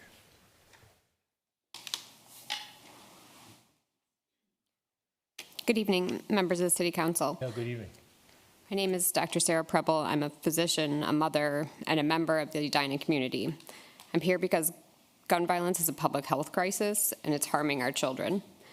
As a physician, I'm trained to use evidence-based practices, and the evidence shows us that firearms are the leading cause of death for children and adolescents in the U.S. This is not inevitable. It is the result of policy choices and access to extremely dangerous weapons. Assault-style rifles are designed to cause maximum harm in seconds. You've heard this from numerous different people, from our veterans to our pediatric trauma surgeons to our pediatric ICU docs, so I don't want to go in and repeat those things, but it's catastrophic. What I want to emphasize is the importance of secure firearm storage. I'm the Edina lead for Be Smart, which is an educational campaign promoting secure gun storage as a way to decrease gun deaths in children. Unlocked or improperly stored guns put children at risk of firearm injury and death. It also increases their risk of completed suicides. Safe storage saves lives, and any meaningful approach to gun safety must include it. Approving an ordinance that restricts assault rifles and promotes responsible gun ownership is a responsible, evidence-based step to reduce harm. It respects rights while prioritizing public safety, especially the safety of our children. I urge you to support this ordinance and take action to protect the health and lives of our community's families. Thank you. Thank you. Thank you, Doctor. Good evening. Evening. I'm James Weston, Edina resident, grew up here, also father of 3. But I just wanted to let you know that I am a supporter of Second Amendment rights to a point. I have grew up with a .22 caliber rifle. We shot that, did target practice. Our boys go to scout camp during the summertime, and they do responsible gun safety where they do their .22 shooting. They do shooting with like trap shooting, so shooting that up in the air. But they're doing it responsibly. And I support anybody who likes to do guns for sport, for hunting, or for personal safety. However, I do not support anything further, as in the guns that are designed for military use. I believe that is too far because it is a danger to society. And guns like the AR-15, they were designed for the military, not for hunting, not for sport, not for self-defense. And guns require rules to be safe. Duck hunters know there are capacity requirements that they only are allowed to have 3 casings in a duck hunting gun when you go out and shoot with it. Why is that not in effect for like an AR-15? Seems kind of funny to me that duck hunters do this and we don't require this for AR-15s or military-style guns. Thank you. Thank you. Thank you, Mr. Wilson. Good evening. Thanks for your patience here in line. Everybody that's been standing in line, I wanted to thank all of you. Thank you for your patience. Before I begin, I have been incredibly moved this evening, and I'm thankful for all the people who have shared. My name is Corey Hickner Johnson. I have been a resident of Edina for almost 5 years. When I became a mother just over 8 years ago, it became my job to protect my daughter.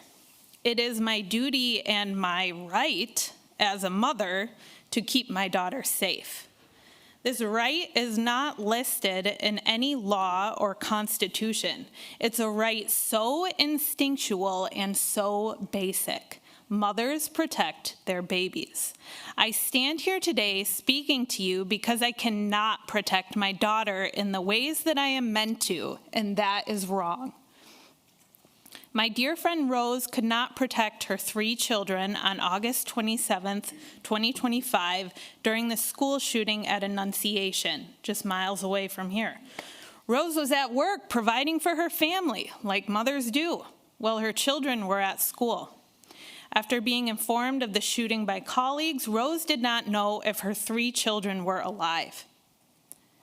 Can you imagine not knowing if your children were dead or alive? My friend Rose's children are resilient with loving parents, and they will endure, but no child should have to witness their classmates shot dead, as our students here today so bravely have shared.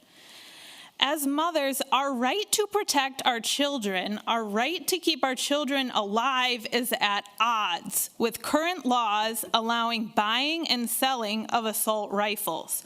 What kind of place is this, and what kind of world where a weapon is more worthy than a child's life?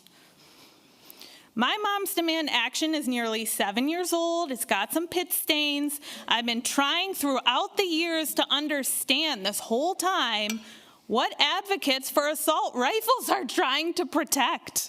I can't seem to locate any sources on assault rifles saving the lives of children, and I'm a researcher. I have a PhD. I can't find anything.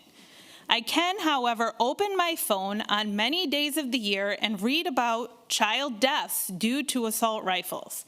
The fact of the matter is that these guns are being used to kill kids. We need to wake up.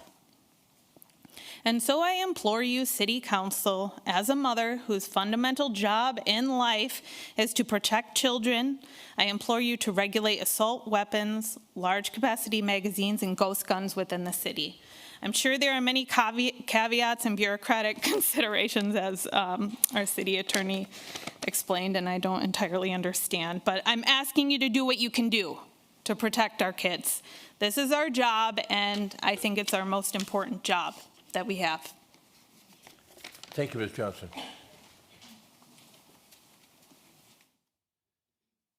Mayor Hovland and members of the council and Chief Milburn and members of the Edina Police, thank you all for your public service to this wonderful city. My name is Tony Graham, and I'm a parent of 3 and an Edina resident. I've also lived in 10 countries outside the United States, including dictatorships and democracies, developing and developed countries alike. And America is embarrassingly and inexcusably alone with regard to the frequency and the quantum of gun violence. This is a uniquely American problem, and it's because in America it is easier to legally own a weapon of war than it is to drive a car. And so the notion that people or somehow mental health is the problem rather than guns is as nonsensical as it is offensive to the countless victims of gun violence and their grieving loved ones. It's demonstrably wrong, and it's beneath any reasonable person's consideration. So we're not talking about hunting weapons. We're talking about weapons of war, and there is no reason for any civilian to possess a weapon of war, not in Edina, not in Minnesota, and not anywhere in the United States. And all measures to prevent access to these weapons are worthwhile, whether they are federal measures or state or local. And so as an Edina resident and as a voter, and as someone who knows how needless and preventable gun violence is, I urge you to pass this ordinance. Thank you. Yeah, thanks, Mr. Graham.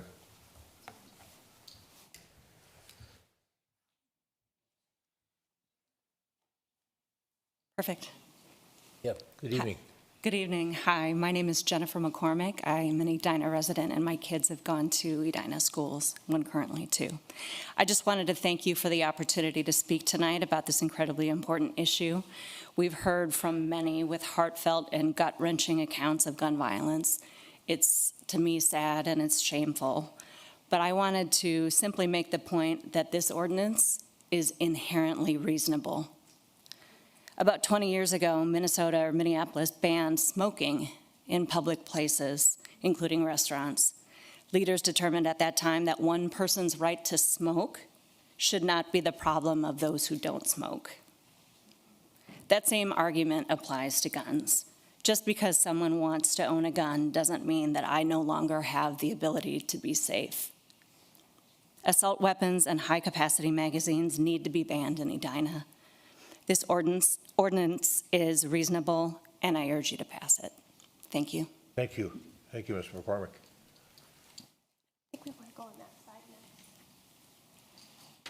Good evening. Good evening. My name's Emily Thorson. Oh, sorry. I'm gonna let this person, I missed you on the other side there. Oh, gotcha. Okay, all right. Okay, Yeah, thank thanks you. for that reminder. My name's Emily Thorson. Lived most of my life in Edina. I have a 5-year-old boy and a 3-year-old girl. And I have a sense of terror about my son going to kindergarten.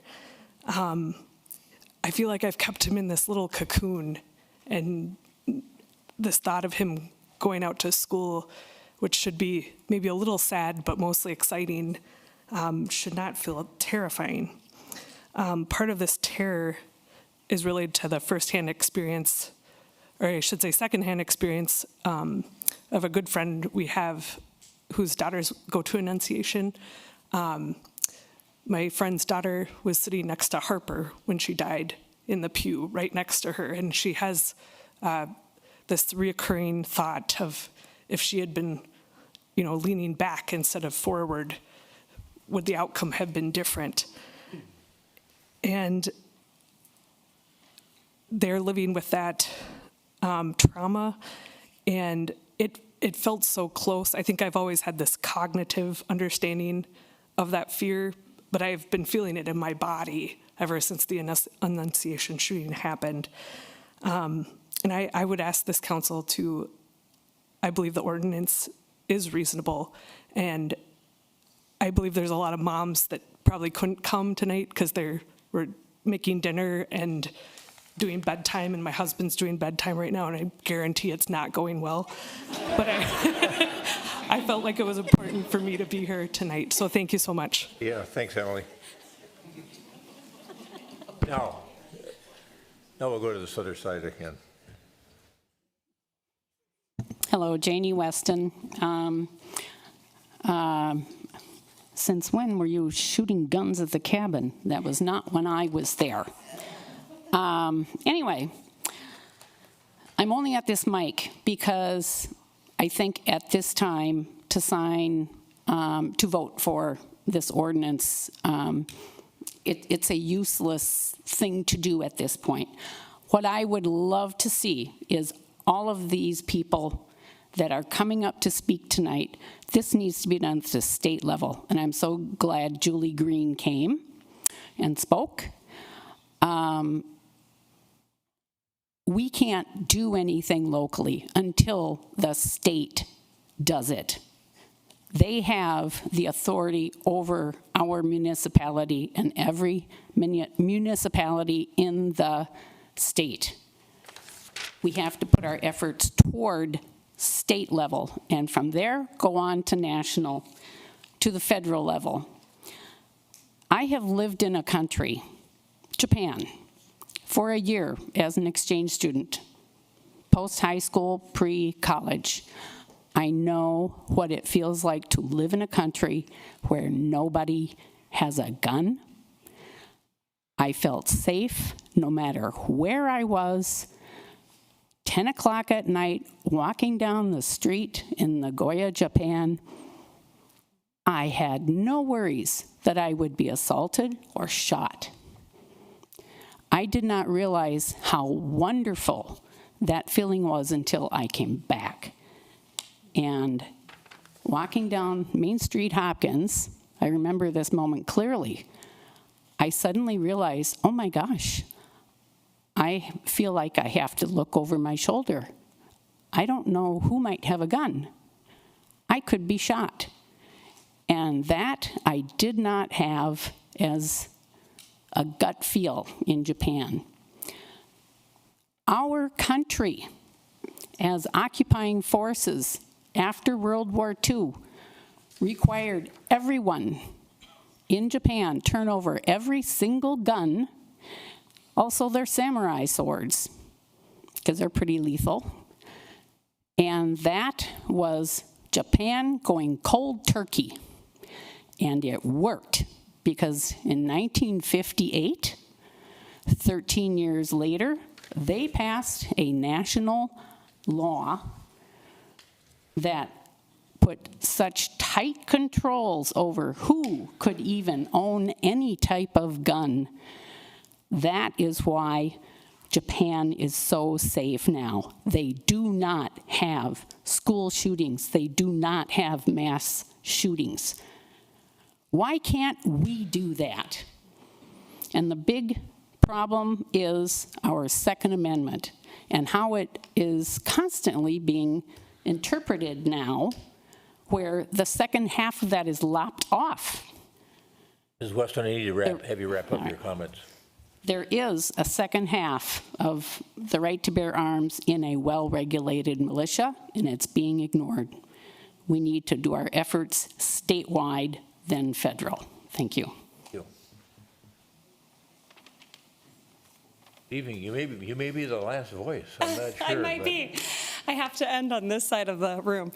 Hi, everyone. My name is Ann Whitty, and I've been a member of the Edina community for about 4 years. I would like to just start my comments by saying I do feel like I'm probably the least qualified person. We've had a lot of people tonight who are doctors, lawyers, who have had direct experience with the families at Annunciation. I am here to give voice to the smaller day-to-day impacts of gun violence. I've never owned a gun, and I've never been exposed to one outside of a hunting context. But about 4 years ago, after decades of watching the aftermath of mass shootings, time and time again, I became aware that I had developed significant anxiety around guns and public safety. Like many members of the Edina community, I have lived a fairly sheltered life, a pretty safe life. I've always lived in safe communities, and thankfully, I've always felt safe with those I surround myself by. And yet about 4 years ago, I had the experience within a 6-month period of receiving 2 emergency alerts from my employer, where I was texted informing me that a shooting had been recorded very close to my home location, and they were asking me to confirm my safety. After receiving the text for the second time in a very short period, I started counting up the number of places that I had been where mass shootings had occurred, and I realized that despite my pretty sheltered existence, that tally was 9. The Mall of America, Mall on the Miracle Mile in Chicago, a bar in the suburbs of Chicago where my in-laws live, a grocery store in Boulder, a school in Iowa, and more. This realization made it very real to me at that time how close literally anybody, including myself, could be to the next tragedy, an ugly reality that our community came way too close to face with in August. This anxiety has impacted the way I live, and in unfortunate ways for me as a community member, and I feel our broader community. I love the Edina Theater, but I don't go. I'm anxious in grocery stores and opt more and more for grocery delivery. I don't shop at the Galleria or other malls. I don't love going to community parades, even though I've got young kids and would love to go. I wish none of this was so, and I wish I could say that I didn't know friends who thought similarly. I've got 2 young kids with 1 more on the way, and I've dreaded the day that I hear about from other parents where I need to talk to my kids about guns, likely in the context of school shootings and lockdowns. My oldest is 4, and I thought I had years to face this conversation, but yet, a week and a half ago, the morning after Christmas, my daughter came down the stairs and asked me what guns are. I have no idea what prompted this. I've made sure to never use the word gun in my house. She does not see them on TV. My kids will never own a toy gun, and I have no idea what made her think of this the morning after Santa arrived. But she said that the boys in preschool talk about them, that she didn't know what they were, but they didn't sound good. I believe children are a product of parenting and their broader culture. And I stand here today positively resentful that a 4-year-old child in this community is both knowledgeable and fearful of guns. And that I have to navigate through with my kids, and that all of these parents have to navigate through with theirs, how to talk about this topic when we can hardly navigate it on our own. I believe this is a failure of society, and I believe every one of us is responsible for doing whatever we can to implement change, however we can. I do recognize, as some have pointed out, that any actions that Edina can take are small and imperfect. I understand that there are firearm-friendly state and federal laws that should be changed, that our community is subject to, and I understand there are complications imposed by preemption. But I also understand that if every community takes no action, nothing will ever change. And I need to have you wrap up your comments. Yeah, we owe it to the Annunciation community, to our own kids, and to ourselves to use all of the tools in our toolkit. And this is something within the power of this council. I do hope Edina passes the ordinance, and I hope that that inspires other communities like St. Paul, similar to St. Paul, to take similar actions themselves. Thank you. Thank you. Now, you may have been the last person in the chambers to speak. We'll see. But we've got folks to look at or visit with maybe online. We've got a little extra time, 20 minutes or so. Do we have anybody online that wishes to testify? I do have a caller tonight. Caller, I am unmuting your line. Please begin by stating your full name and then spelling your full name for us before beginning your remarks. Please go ahead. Am I on right now? You are. My name is Kirk Adalen, last name Aadalen.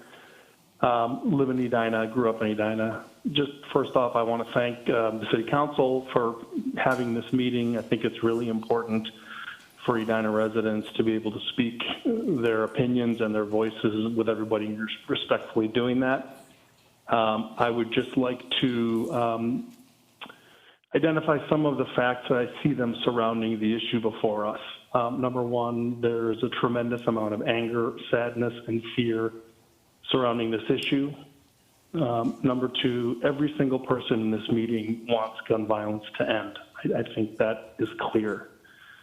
Number three, right or wrong, under current state and federal law, you as Edina City Council members have no legal ability or authority to pass gun regulations.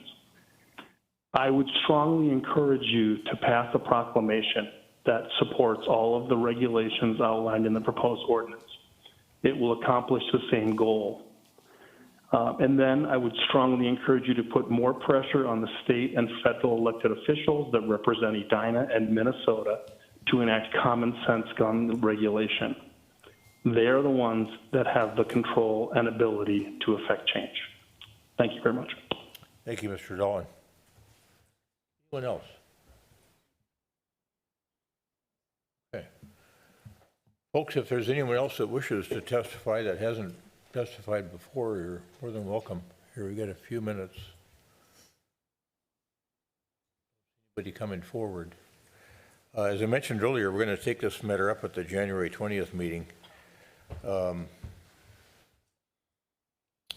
And really appreciate tonight all the testimony that has taken place. I think the